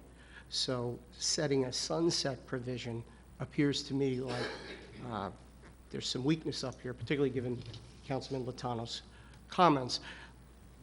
I think Toms River is a family town, not a party town. So there's definitely a new vision for downtown, one with hundreds of additional apartments, legalized recreational marijuana, and I don't think that's a vision that the residents of downtown share with the business community. Frankly, I vote no on this sunset provision. Council Vice President Maruka. We had asked the residents to come and submit resumes to put together a committee. I think the committee has gotten together, Councilwoman Herrick has said 3 times, and there's been some discussion on that. Advancing this ordinance on first read just brings it to a second reading and a public hearing on that. I will vote yes on this so we could get to that point and hear from the residents and to see if the committee can come up with something by a certain date. Like I said, I'm only voting yes on this so we could get it to a second read and a public hearing. Council President Gagan. Yes. 12 is an ordinance of the Township Council of the Township of Toms River, Ocean County, New Jersey, amending and supplementing Chapter 147, Salary and Compensation of the Township Code to establish the compensation of certain township employees, first reading. Move the ordinance on first. Second? Motion made by Council Vice President Maruka, seconded by Councilwoman Herrick. Council Vice President Maruka. Yes. Councilwoman Herrick. Yes. Councilman Kopp. Yes. Councilman Latano. Yes. Councilman Roderick. There are a number of raises in this ordinance that I believe are justified, and a number that I do not think are. Each bargaining group should have been placed on the agenda separately to give folks the opportunity to vote separately. This is not the way things are ordinarily done. These are separate contracts. For these reasons, I'm going to abstain. Councilman Turnbach. Yes. Council President Gagan. Yes. 13 is an ordinance of the Township Council of the Township of Toms River, Ocean County, New Jersey, increasing the open space tax by an additional 1 cent per $100 of total township equalized real property valuation, subject to voter approval at the November 2021 general election, first reading. Move the ordinance on first? Second. Motion was made by Councilwoman Herrick, seconded by Council Vice President Maruka. Councilwoman Herrick. Yes. Council Vice President Maruka. Yes. Councilman Kopp. Yes. Councilman Latano. Just to give a quick background on this, Mayor Hill proposed this a few weeks back. The residents have expressed concern over shrinking open space in our township. The way open space works is that the state, the county, and the township can purchase open space. The way it is funded is through the open space tax. So this proposal is 1 cent on per $100 of valuation, and this would allow the township to purchase open space and conserve it. So I vote yes. Councilman Roderick. Well, residents want us to preserve more open space, and I think asking the residents if they would approve a small increase, I believe it's 1 penny per $100, or about $35 a household. You know, it's a nice idea. I think it's a good idea that we put it to the voters to decide. But we should also consider asking the county to purchase more open space in Toms River, as it's come to my attention that there is $70 million in their open space fund. So I think we should explore that as well. So for the aforementioned reasons, I vote yes. Councilman Turnbach. Yes.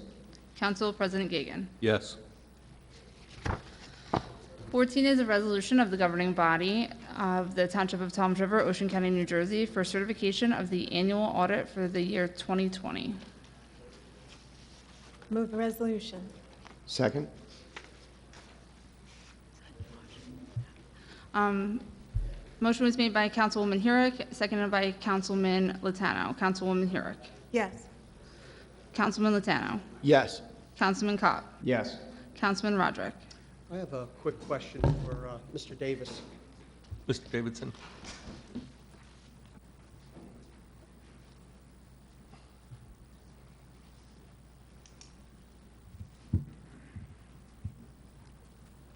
Sorry to catch you on your way out, I know.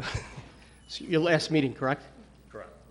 I was just curious, was there a mistake in our audit this year? A $3 million mistake? Not to my knowledge. Do you have any more? Well, no, $3 million, Councilman? Well, I'm asking here. There's a rumor out there that we had some sort of mistake in our audit, is that correct? There was no mistake in our audit. They audited our financial statements. There was no audit adjustments. It's an unqualified opinion, which is the cleanest opinion an auditor can have. It means your audit is free of any material misstatement.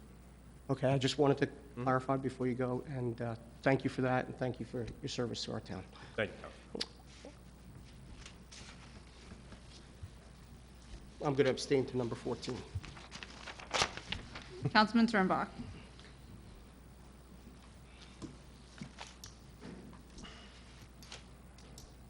Mr. Davidson, I'm sorry for that, and we appreciate all the work that you've done up here. And some things can be addressed not in public if there's questions, and certainly felt that was unnecessary on your last night here. So I appreciate what you've done. You've been excellent for us. I vote yes. Council Vice President Maruka. It's because of the hard work of Mr. Davidson, our CFO, and the administration and our staff that we got to the point of a clean audit without any corrections or any errors in there. And I want to thank him for the past few years he's been here with us. He's been an asset to us, and we will sorely miss you, Alex, but I will vote yes on this. And Council President Gagan. Again, I want to thank you for all your service and everything you've done, your intuition and being available out of hours, weekends and whatnot to answer any questions. You're a true asset to us.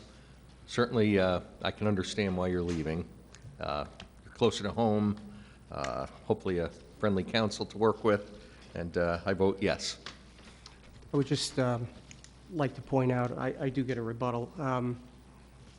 Mr. Davidson doesn't conduct the audit.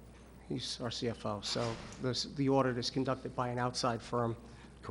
Mr. Davidson is our CFO. Right, but he does prepare the things for the audit company. He does not conduct the audit. Right, okay. Right. So implying that he does, I think, is disingenuous. Oh, no, I would. I'm just saying, he doesn't conduct the audit, and we all value Mr. Davidson. Thank you very much. And we all want to see him do well and appreciate his service. Thank you, sir. I wasn't implying that he conducted the audit. He puts together our budget, he does our financials, and he gets us where we need to be financially keep us stable in this township. That was my direction to Mr. Davidson. If some people misconstrue that he did the audit, That's on them. that's on them. Mm-hmm. I will ask you to come up again, Mr. Davidson, for resolution number 15, please.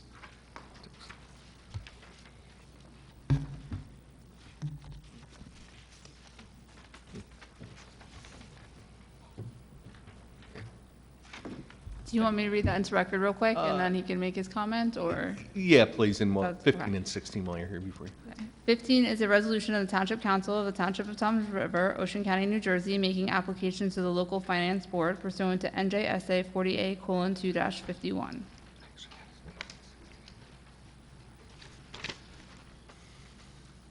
So this resolution is allowing us to make application to be heard at the local finance board, as has been reported in Asbury Park Press and has been going on since 2004. C. Brigatti, now BASF Corporation, appealed their taxes from 2004 to 2019, at which point in 19 the assessment was lowered to stop the accruing of larger tax appeals. We lost that appeal. We lost the appeal to the appeal, and the Supreme Court failed to hear any more arguments. That appeal is final. It is $17.4 million. We have $5.2 million in our reserve, which is going to be utilized to offset the impact to the taxpayer. We started that reserve in 2012 with an initial deposit. Every year we've deposited more money into it. It's grown to $5.2 million, inclusive of a $1 million budget appropriation in the 2021 budget. The remaining $13 million will have to be bonded, either with long-term bonds or short-term notes that will be rolled over year. What we're going to the local finance board for is for them to give us an approval for an amortization schedule. What they try to use is a $50 assessment to the average taxpayer as a benchmark for it. However, that's just a benchmark. They're not beholden to it. Based upon past what we've done in the past to set us up for minimizing the impact of the taxpayer and not just essentially, for lack of a better term, burying our heads in the sand will look favorably upon us. We have asked for a 10-year repayback period for this bond and/or note, and obviously it depends upon the interest rate market at the time that we're going to take out the debt sometime in September. We must pay the appeal by October 1st. Very good. Thank you very much. Council, your pleasure. Move the resolution? Motion made by Council Vice President Maruka, seconded by Councilwoman Huyrick. Council Vice President Maruka. Yes. Councilwoman Huyrick. Yes. Councilman Kopp. Yes. Councilman Latano. Yes. Councilman Roderick. Yes. Councilman Turnbaugh. Yes. Council Vice President, Council President Gagan. Yes. And then 16 is a refunding bond ordinance providing for payment of amounts owing to BASF or BASF Corporation for taxes levied in and by the Township of Toms River and the County of Ocean, New Jersey, appropriating $13 million thereof and authorizing the issuance of $13 million bonds or notes of the Township of Toms River for financing the cost thereof. First reading. Move the ordinance on first. Second. Motion was made by Council Vice President Maruka, seconded by Councilwoman Huyrick. Council Vice President Maruka. Yes. Councilwoman Huyrick. Yes. Councilman Kopp. Yes. Councilman Latano. Yes. Councilman Roderick. I would just like to say shame on BASF. When you think about what Sibagagi had done to this community and the lasting impacts, it's very sad that they would even go after us for back taxes. Shameful. That being said, the courts have clearly stated that we need to pay this money, so I vote yes. Councilman Turnbaugh. Yes. Council President Gagan. Again, I feel it's shameful that Sibagagi / BASF is going down this road. We are trying to make good financial decisions for the town. As you can see, this started many years ago, long before many of us were up here. So we settled the RLUIPA lawsuit earlier at no cost to the taxpayers. What's frustrating to me personally, although we owe BASF this money, if they owed us the money, half would be going to the schools approximately, so much percentage to the county, so much percentage to the fire district. Now that it's a tax appeal, it's 100% on us locally. So we have no other alternative, unfortunately, but I vote yes.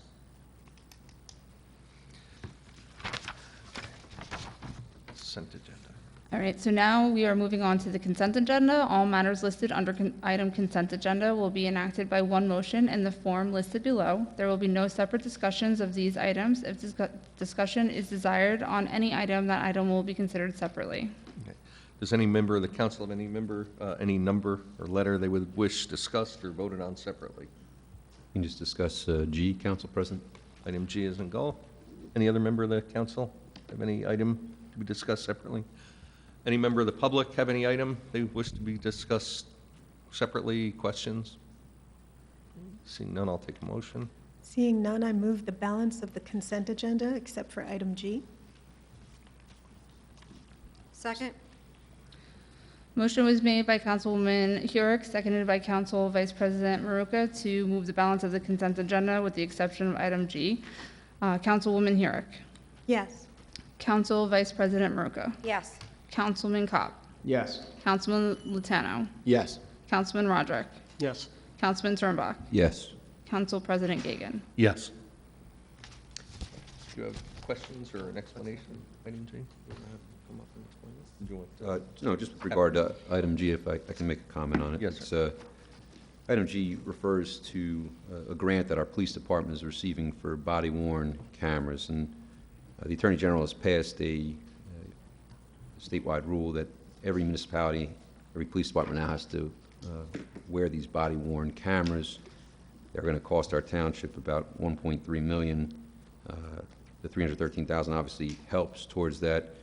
We had discussed at the last council meeting a resolution supporting a bill that's in the Senate and the Assembly right now to allow our police department to review those body-worn cameras when they're writing their reports and prior to writing their reports. And I certainly recognize that we had a lot on this agenda tonight, and I thank everyone that's prepared this agenda.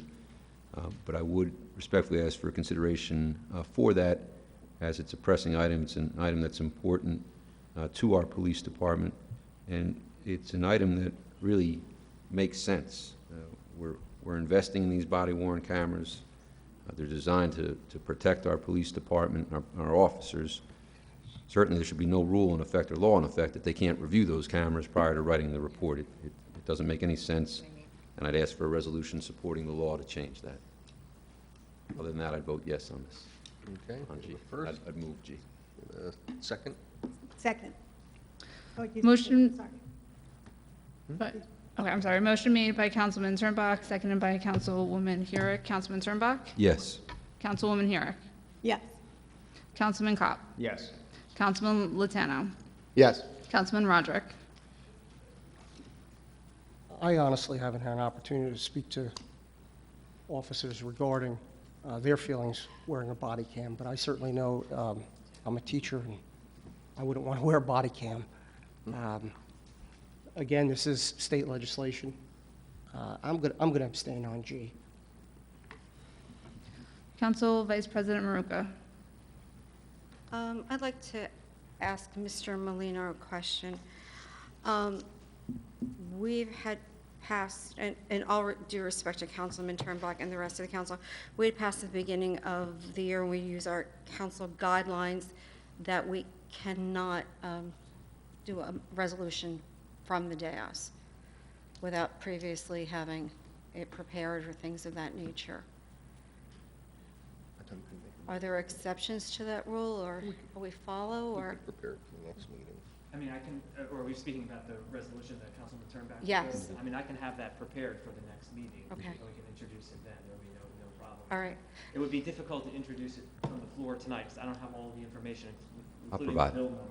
Oh, that's what I'm saying. Yes, and I think, that's what I'm saying, all due respect to Councilman Turnbuck, and we support our police department 100%, but I think we need to reference the Senate bill, the Assembly bill, and any other background we can get, and have that prepared for our next meeting. I agree, and it will be timely, so thank you. Right. That's perfect. Absolutely. Okay.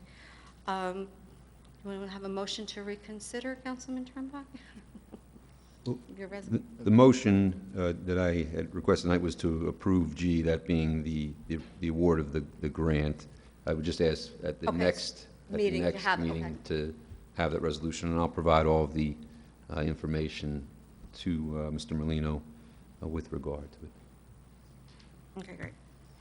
Then I vote yes. Okay. And Council President Gagan? Yes.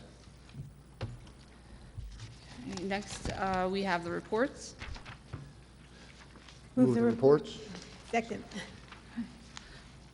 Motion made by Councilman Latano and seconded by Councilwoman Hurick. Councilman Latano? Yes. Councilwoman Hurick? Yes. Councilman Kopp? I need to abstain from the following bills payable. This is Oh, the I'm sorry. reports, I'm sorry. The report. reports Yes. into the record. Report bill. Okay. Councilman Roderick? Yes. Okay. Councilman Turnbach?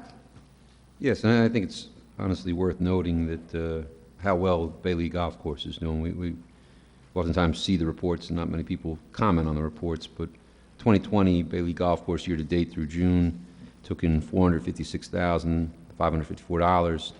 Right now, it's taken in a little under $775,000. So I'm happy to see how well our golf course is doing. I vote yes.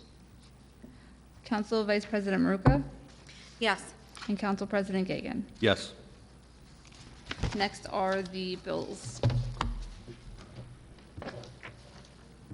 Move the bill list, please. Second. Motion was made by Councilman Latano and seconded by Councilwoman Hurick. Councilman Latano? Yes. Councilwoman Hurick? I need to abstain from PO 20-00569, 21-02969, 21-03199, 21-03351, 21-03352, and 21-03393, payable to Remington and Vernick Engineers. Yes to the balance. Councilman Kopp? I need to abstain from the following bills payable to Ona Little Associates, 21-02971 and 21-03350, and a bill payable to Silverton First Aid, 21-03494, yes to the balance. Councilman Roderick. Direct development, I had, when the bills and abstention list came around, via email, I asked Destiny to pull out direct development, as I'm not really sure why, but it was close to $4,700 that we were billed. I don't know if it's this month or this meeting, but I'm not so sure what's being done by this Democratic PR firm. And I'm not so sure that it doesn't violate campaign finance. So respectfully, I'm going to vote no on the bill to direct development. Are you okay with the rest of the balance?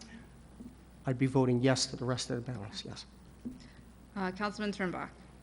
I have to abstain from PO 21-03593, payable to the magistrates, 21-03667, payable to officers of Dasty McGuckin, PO 21-00653, payable to officers Siddle Holzappel, 21-03320, payable to the Hope Center, I'm a member of their board, and PO 21-01492, payable to Karen Sage, I'm a local attorney in town. Conflicts with those, yes to the balance. Council Vice President Maruka. Abstain to PO 21-03667, payable Dasty McGuckin Attorneys at Law, and to PO 21-03593, payroll, Tom's River payroll, line item 97, to the NJMVC lease program. I have a conflict, yes to the balance. Council President Gagan. Just one abstention to Silverton First Aid, purchase order 21-03494, yes to the balance. And that brings us to elected official comments. Okay, Mayor Hill. Thank you, Council President. I want to first recognize Officer Bridget Bedalia.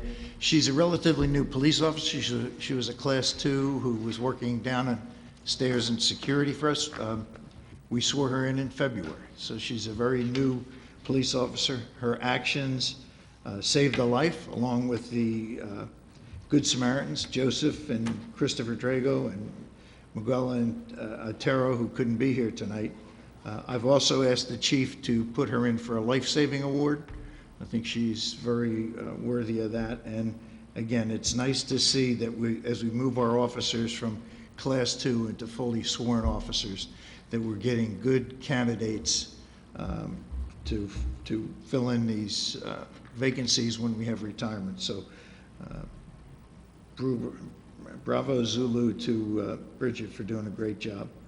I want to thank the council for passing the first reading, the ordinance for 1 penny on the open space tax. I will tell you that Councilman Roderick talked about the County Natural Lands Trust. Councilman Roderick, we've done a number of open space purchases with the county. We have one in the queue right now that contacted my office, and I sent a letter over to Mr. Rillinger at the County Natural Lands Trust. The process is moving forward on that parcel. However, there are properties that we need to purchase that the county can assist us with. And we have another round of COA coming up in 2025, and we know what we've absorbed already in the first 2 rounds of COA. And I think the more property we can keep in our open space inventory, that will protect us from any further development, particularly in the northwest part of town, particularly since the state doesn't seem to want to move on any infrastructure improvements as far as transportation, Route 9, Route 70. We've got 2 townships with roughly 100,000 people in each, and it's connected by a 2-lane road, 1 lane in each direction. I know of no other town in the state of New Jersey where that's happening. Also want to point out, again, this is Alex's last meeting. Alex, it's been a pleasure working with you. He's done a great job for us.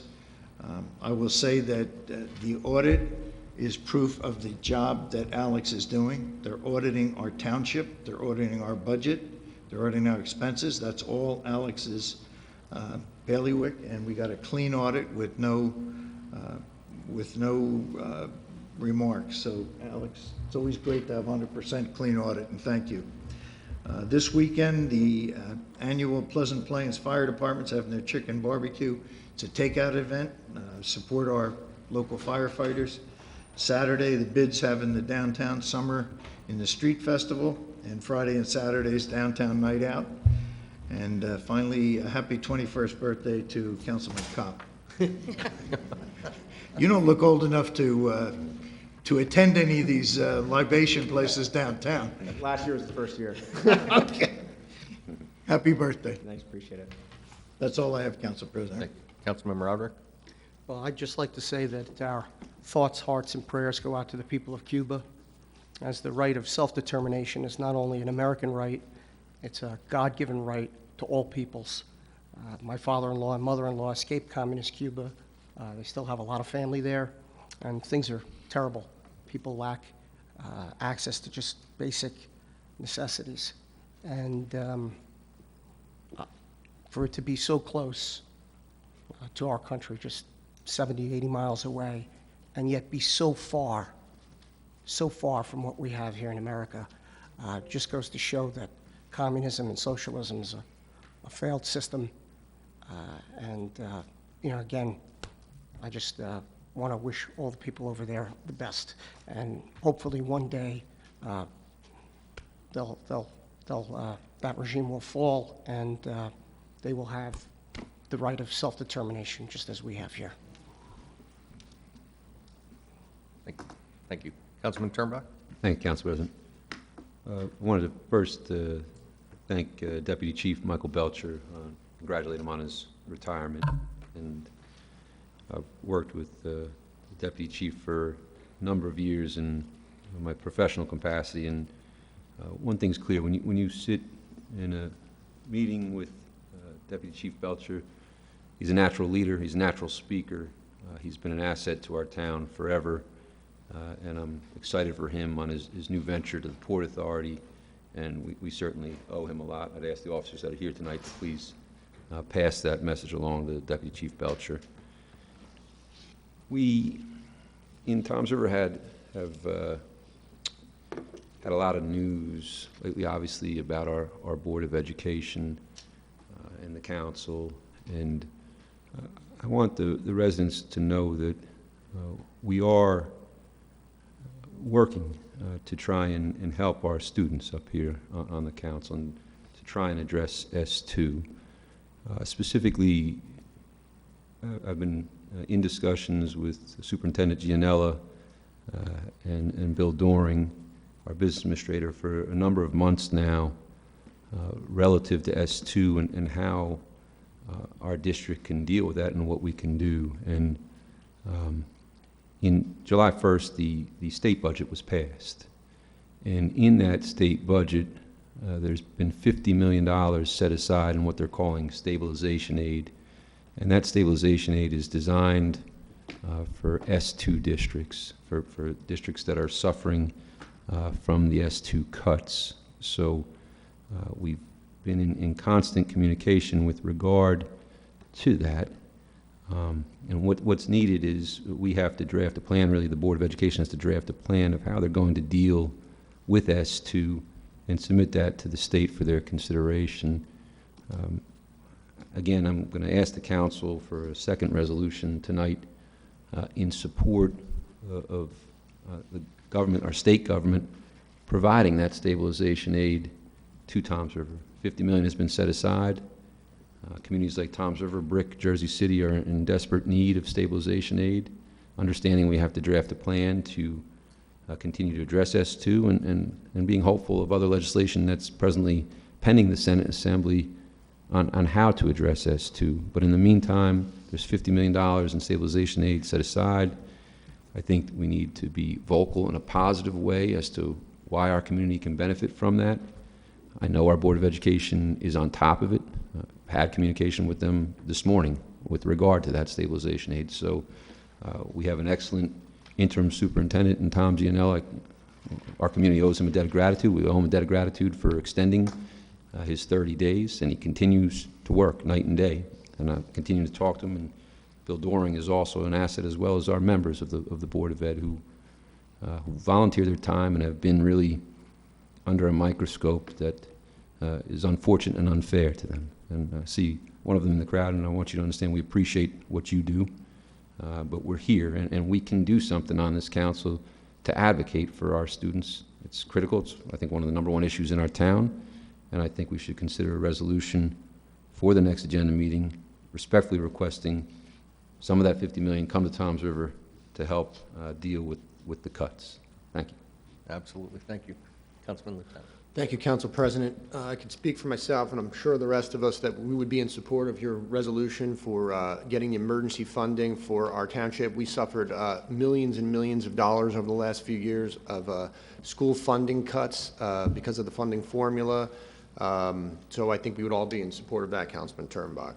I also want to wish Councilman Kopp a happy birthday. It was quite a day for you to spend your day with us here. We really appreciate your commitment to the township.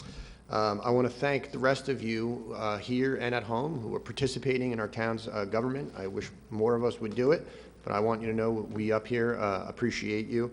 And I want to say goodbye to Mr. Davison, the CFO. I was there on your interview before I was even sworn in.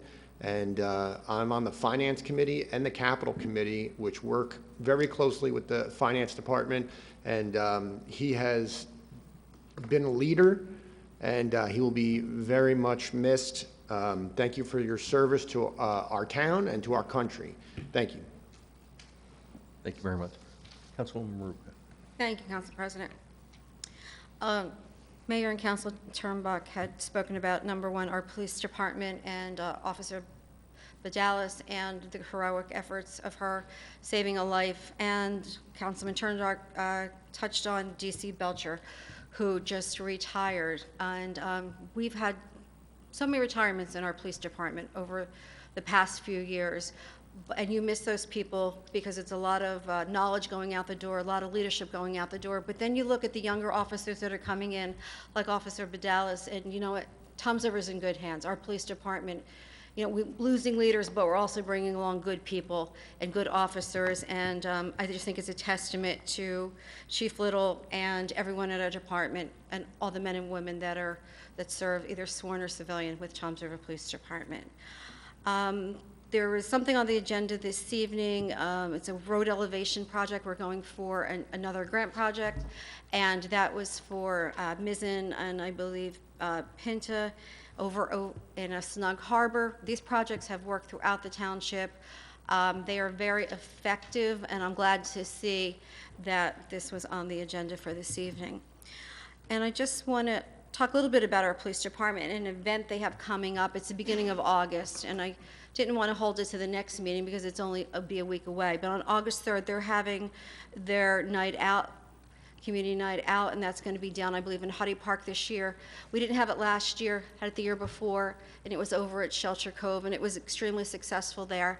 But what they've really done is they're going to be combining their national night out with the United Festival, where we bring together all the community groups. We've had that 1 year, and that was actually 2 years ago on Labor Day. We had that on Huddy Park, and I just think you couldn't have married two better events together between National Night Out and our TR United event, because it's going to bring together our police department, who is the driving force behind the TR United, along with all our clergy, all of our different organizations and all ethnic groups throughout the township.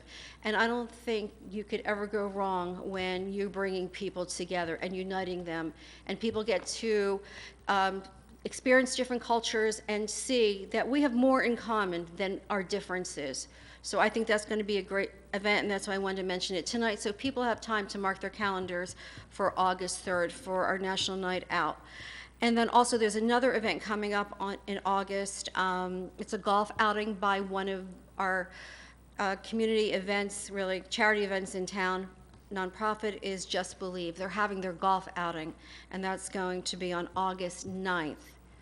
I know I'm serving on the committee with Mayor and Councilman Turnbuck, and I know Councilwoman York is also very active, and most of the council members are very active in that group there. So I'd just say if there's plea for any golfers out there, any businesses that want to take a sponsorship, or anyone just want to come and celebrate at the dinner or the luncheon or things of that nature, you can get in touch with either the mayor, Councilman Turnbuck, or myself, and come support this worthwhile cause and this worthwhile event. And that's all I have for this evening. Thank you. Councilwoman Hirsch. I was going to mention National Night Out. I think it's really exciting that the police department, they have so many innovative programs. We've got one of the best police departments in existence, I really think. They just do an incredible job for the people of Toms River. They do outreach constantly, and this is just an example of more of that. And so I want to thank Chief Little and all of the officers that take part in just every day, and also in these types of events that a lot of time it's above and beyond. You know, they're not there getting paid, they're there doing extra for the people of the township. So that is August 3rd, as you said. And it's really exciting to have TR United around the world in Toms River be combined with this event, because we hope that will increase attendance at both events. So, and then I wanted to point out, as we mentioned, our Arts District earlier this evening and the Community Arts Project. One of the businesses that is part of both of those, they're in the Arts District and they are part of the CAP. They are Exit 82, and they're having, they're partnering with Save the Barnegat Bay in the last weekend of July and the first weekend of August to put on a production of Hair. We think it's really great that the arts survived through the pandemic and they are coming back, and it's just really exciting to start having those in-person performances again. And the arts are so important, especially with the cuts in the schools. Programs like Exit 82 offers, they offer some alternatives when programs at the schools are being cut. We've had students from High School North perform at their events, and so we just really want to support our local businesses, and that is one way. You can check it out on their website. And then I did want to say thank you to Alex Davidson. He's put us, the township, into a really solid position, and with a lot of forethought and planning for the future. And I just want to say thank you, and you will be sorely missed. And happy birthday to Josh. Councilman Kopp. Thank you, Council President. So I'd just like to also thank our CFO, Alex, and best of luck on your next journey. We talked about some great minds tonight, and Alex was definitely one of them in Toms River, and he will be missed, and like I said, best of luck. This Saturday, July 17th, the BID's going to be hosting Summer in the Street Festival on Washington Street. It's going to be an annual festival that's going to have trucks down there, events for the kids, live music, food and drinks. It's a great event for our residents, and I hope to see everybody down there. And I know most of this council will be down there. We look forward to meeting you. That's all. Very good. Again, Alex, farewell, best wishes, and that's all I have. So I'll recap what everybody else said. At this point, I'll open it up for public comment. Does any member of the public wish to be heard? Yes, sir. If you would, just step up to the mic, state your name and address, please. Ken Gaughran, that's spelled Gaughran, 1204 Fellowship Court. Really quick, not talking about marijuana tonight. There's actually with a community project, I guess I could say, that, how do I phrase this? Let me restart that. A couple months ago, I came and I was talking about how Toms River is known for a few big things, our sports figures, and we were also the site of the Amityville horror movies back in the 70s and 80s. There's a guy up in, there's an author who lives in Manhattan. He's actually written a book about the filming of the movies here. And essentially he interviewed over 80 Toms River residents including he also interviewed Commissioner Vaccari, who was mayor at the time during the second and third movies, and he interviewed Sheriff Mastronardi as well, who at the time was a Dover Township police officer assigned to protect Margot Kidder back in the day. This book is coming out, I think, sometime this fall, but I call it a community project because he had contacted me a couple of years ago about this book, and it really became a community project where we had to start tracking everybody down because every person in Toms River had a piece of the story, and this was 40 years ago. And people had scripts, they had props, they may have been involved in filming, and he was able to track down a good majority of them. And what was awesome about this story as well is it wasn't only the Toms River side of the production. He also got in touch with the stars and the production company side of it. And he recently did an interview with James Brolin, and James Brolin talked about Toms River. So this book is coming out sometime this fall, but we also noticed through all this that how hard it was to track this stuff down, and we've noticed that a lot of Toms River residents had documents, they had a lot of mementos from that time of filming, and they don't know what to do with them. And one of the things, we were talking about the redevelopment tonight, and I know that's far off, but one of the things I think could be possible in the future, and like I said, in the future, is to possibly have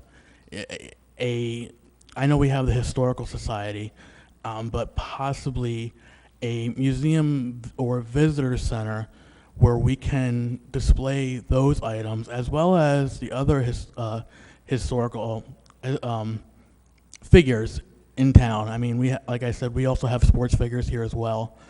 I think it would be great in the future if we could be able to, because we had a lot of pride. Like I said, we had the movies, we had the sports figures. If we can get all this stuff into one place, I think it would be beneficial for the town. And not only that, when this going back to the Amityville movies, when this book comes out in the fall, there's going to be a resurgence of interest in that story. So we're probably going to have some visitors this fall. I think there was a lot of that movie was actually filmed in downtown Toms River, this building included. It was actually in the first one.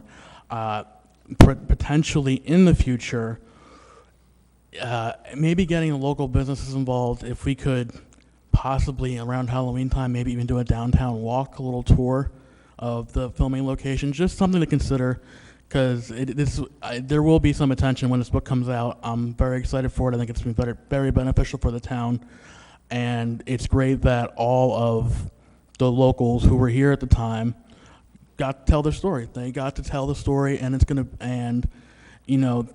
to be stories that, there's ones I haven't even heard of, but it's going to be good, and just want to get that out there, that it is coming in October. I'm sorry, I'm recovering from a sore throat over the weekend. It wasn't COVID, so my voice is a little strained, but thank you. Thank you very much. Do you know the name of the book? Yes. I was going to say for your book club.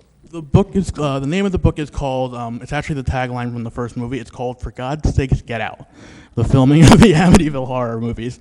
And it's the author's name is Brian Norton. And he's, I believe he's actually been involved in film production for a while now, and he's been working on this project for about 5 or 8 years now. Yep. Okay, thank you. Any other member of the public wish to be heard? Yes, ma'am. If you would, step up to the mic, state your name and address. 5 minutes. Mary Ann Wallace, 2nd Avenue in Ortley Beach, and I'm speaking on behalf of the Ortley Beach Voters and Taxpayers Association. I would like to say that I was very happy to see that there's an interest in acquiring more open space, and I think we're very much behind the idea of more open space, but I would like to know, before this bill gets passed, what are the plans for the increase? Mayor Hill, you mentioned Northwest Toms River. I would like to know if any of this money is ever slotted for our side of the town. And and I also would like to know how much money is in the budget now that hasn't been spent. There is a lot of crowding now in Ortley Beach. I mean, we came back strong from Sandy, but we could use a little more open space, and we're still waiting. Not your fault, I know that. I know it's the state, but we're still waiting for our big open space to happen with the surf club. So I think you would be able to get the voters of Ortley Beach behind this increase, small as it is, if we had an idea of how it would also benefit us. The problem in Ortley is finding parcels that are open. As you know, the largest piece is right now the OCUA property.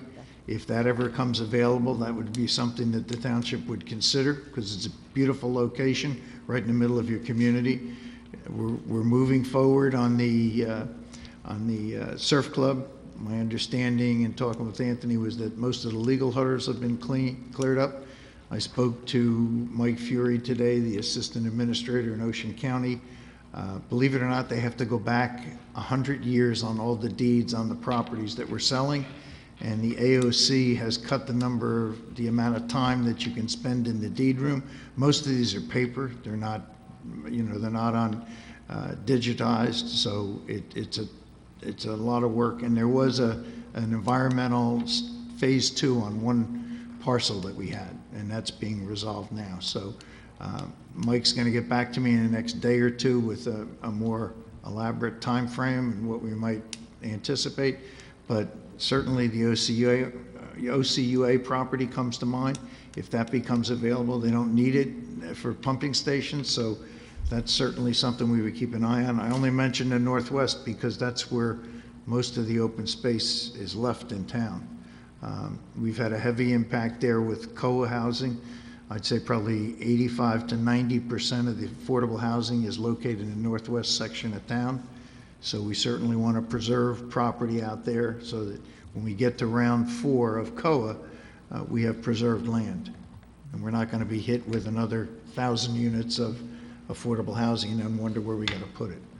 Try to wedge it in. I understand your goal, and I do support open space. I'm not only asking for Ortley Beach, but you mentioned the OCUA property, and that's a sore spot with us, that it's sitting there vacant, and we would love it if Tom's River got more behind, somehow put some pressure, or at least created a little bit of a fuss so that at some point, at least a portion of that property could be given over for a park or a community garden, anything that would preserve it in a way that is useful to the community. I know it's not in your hands, but we would love your support on it, and I think it'd be a lot easier to get Ortley taxpayers to vote in support of raising this tax, small as it is. I understand it's very tiny, but I think we need to see that there is an opportunity for us to benefit as well. I know we've petitioned the OCUA numerous times. I think Maria's had numerous letters the town sent there in support of that,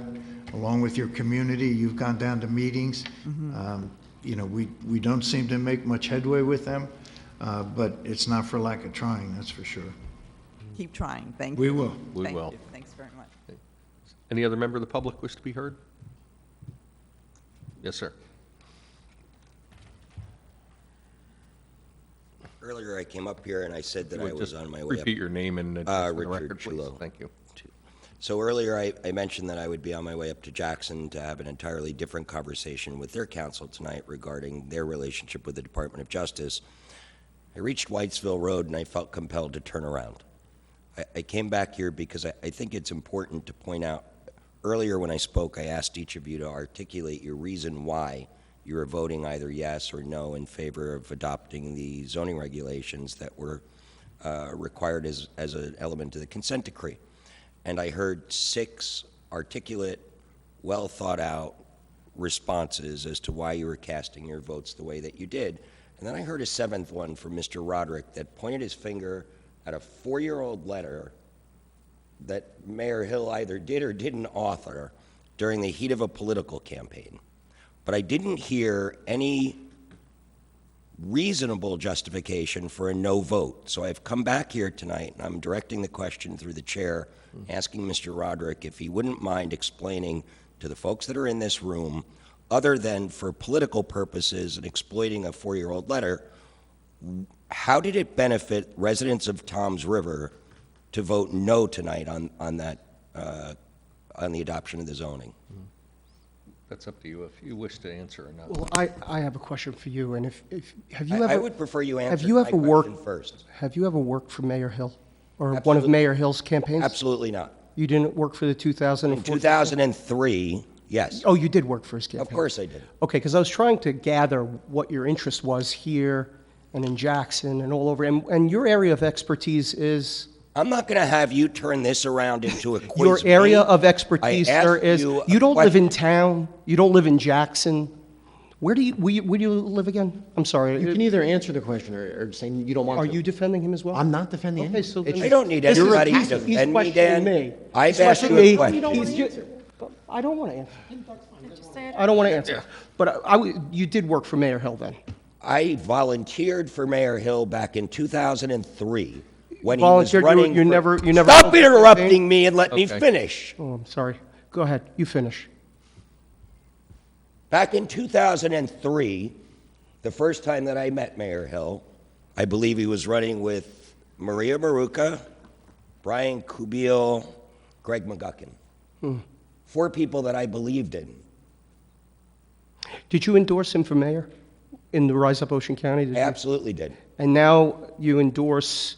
I'm not having a reducing the- political conversation with you. You are, Dan. you came back here, you're I've on your way to asked- Jackson, you came back to have a conversation with I've me. asked you for a coherent answer why you, You work voted for the no. mayor. How You it- work for the mayor, let him hire somebody else. Please address it, through the chair. Obviously, he refuses to answer, wants to get into a debate, which It's is... a direct question. And he doesn't I think choose I to answer it, articulated so- my answers pretty well. I've been very consistent on the issue.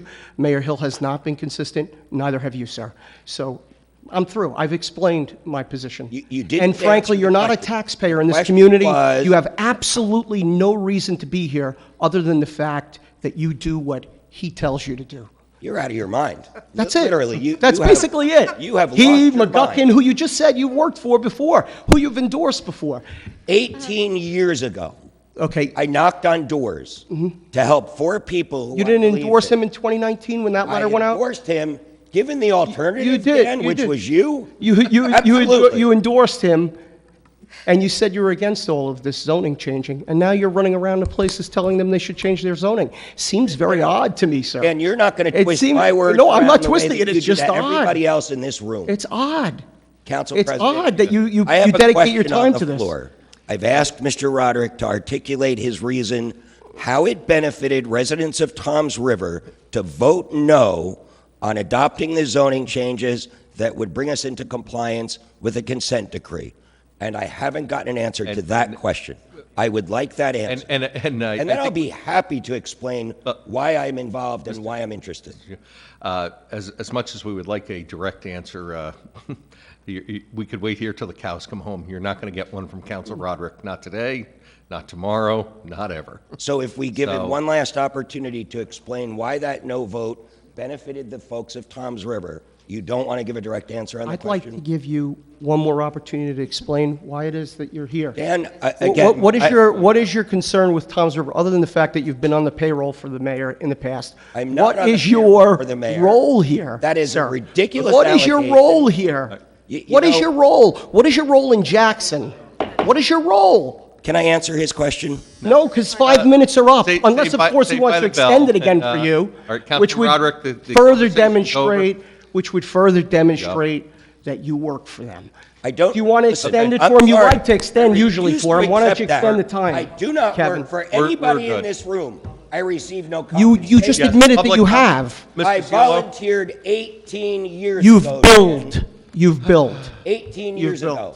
And yes, given the opportunity to endorse Fiello. that man or Mr. you, Fiello. Mayor, Failed, and you've switched your position. You were anti-development, you were anti-reducing acreage requirements for houses of worship. Now all of a sudden you're in favor, and you're running around to different towns, and you're no expert, sir. What is your field of expertise? I'll accept What the do motion you do, to sir? adjourn Sir, to what do you do for a executive living? Motion to What do you adjourn. do for a living? none of your goddamn Right. business. You work for him. Spare me. Mr. Spare Fiello. me. You know what? Mr. I'm Fiello. gonna add that to the lawsuit that I've already filed. Okay, Mr. Fiello. Motion to, Fiello. motion to adjourn to That's a executive ridiculous session. allegation. Mr. Fiello. Somehow I'm- There is a motion Mr. to Fiello. adjourn to executive Mr. Fiello, we're done. Thank you. We need to close public comment Public first. comment? Motion to close public comment. Second. All in favor? Aye. Motion to adjourn to executive. Second. All in favor? Aye.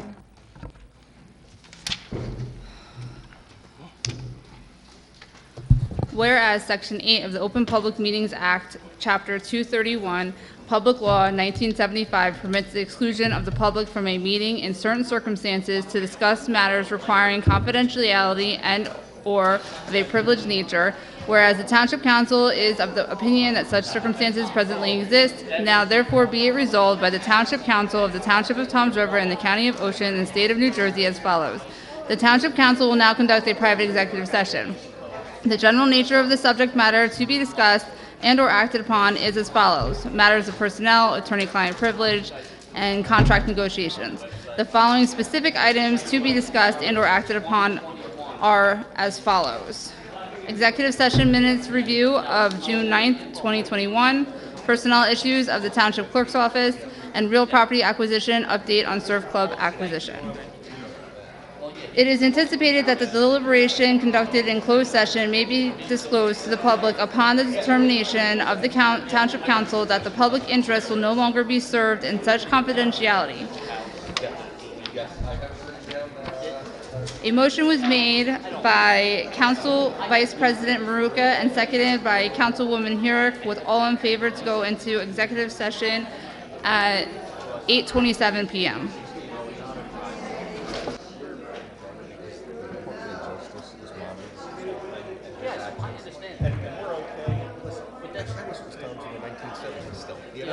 My grandmother, my aunt, Leadbeater, she was a school teacher. They lived on Coxborough Road. What was her name? I forget. What year was that? That was a long, long time ago. Yeah. They lived right up Coxborough, right up Route 9 on the left. That's right there. And my grandfather used to have the gas station on 37 back in the day. But like I said, they need to go there now because they're already working on this place. And Warren, that lives next door, is a dentist. He said they're going to come in from Symphony, and that's how they're going to get to this house. This house is 8,000 square feet. They cannot have a school in a residential, especially that area. I moved there for a reason. I get it.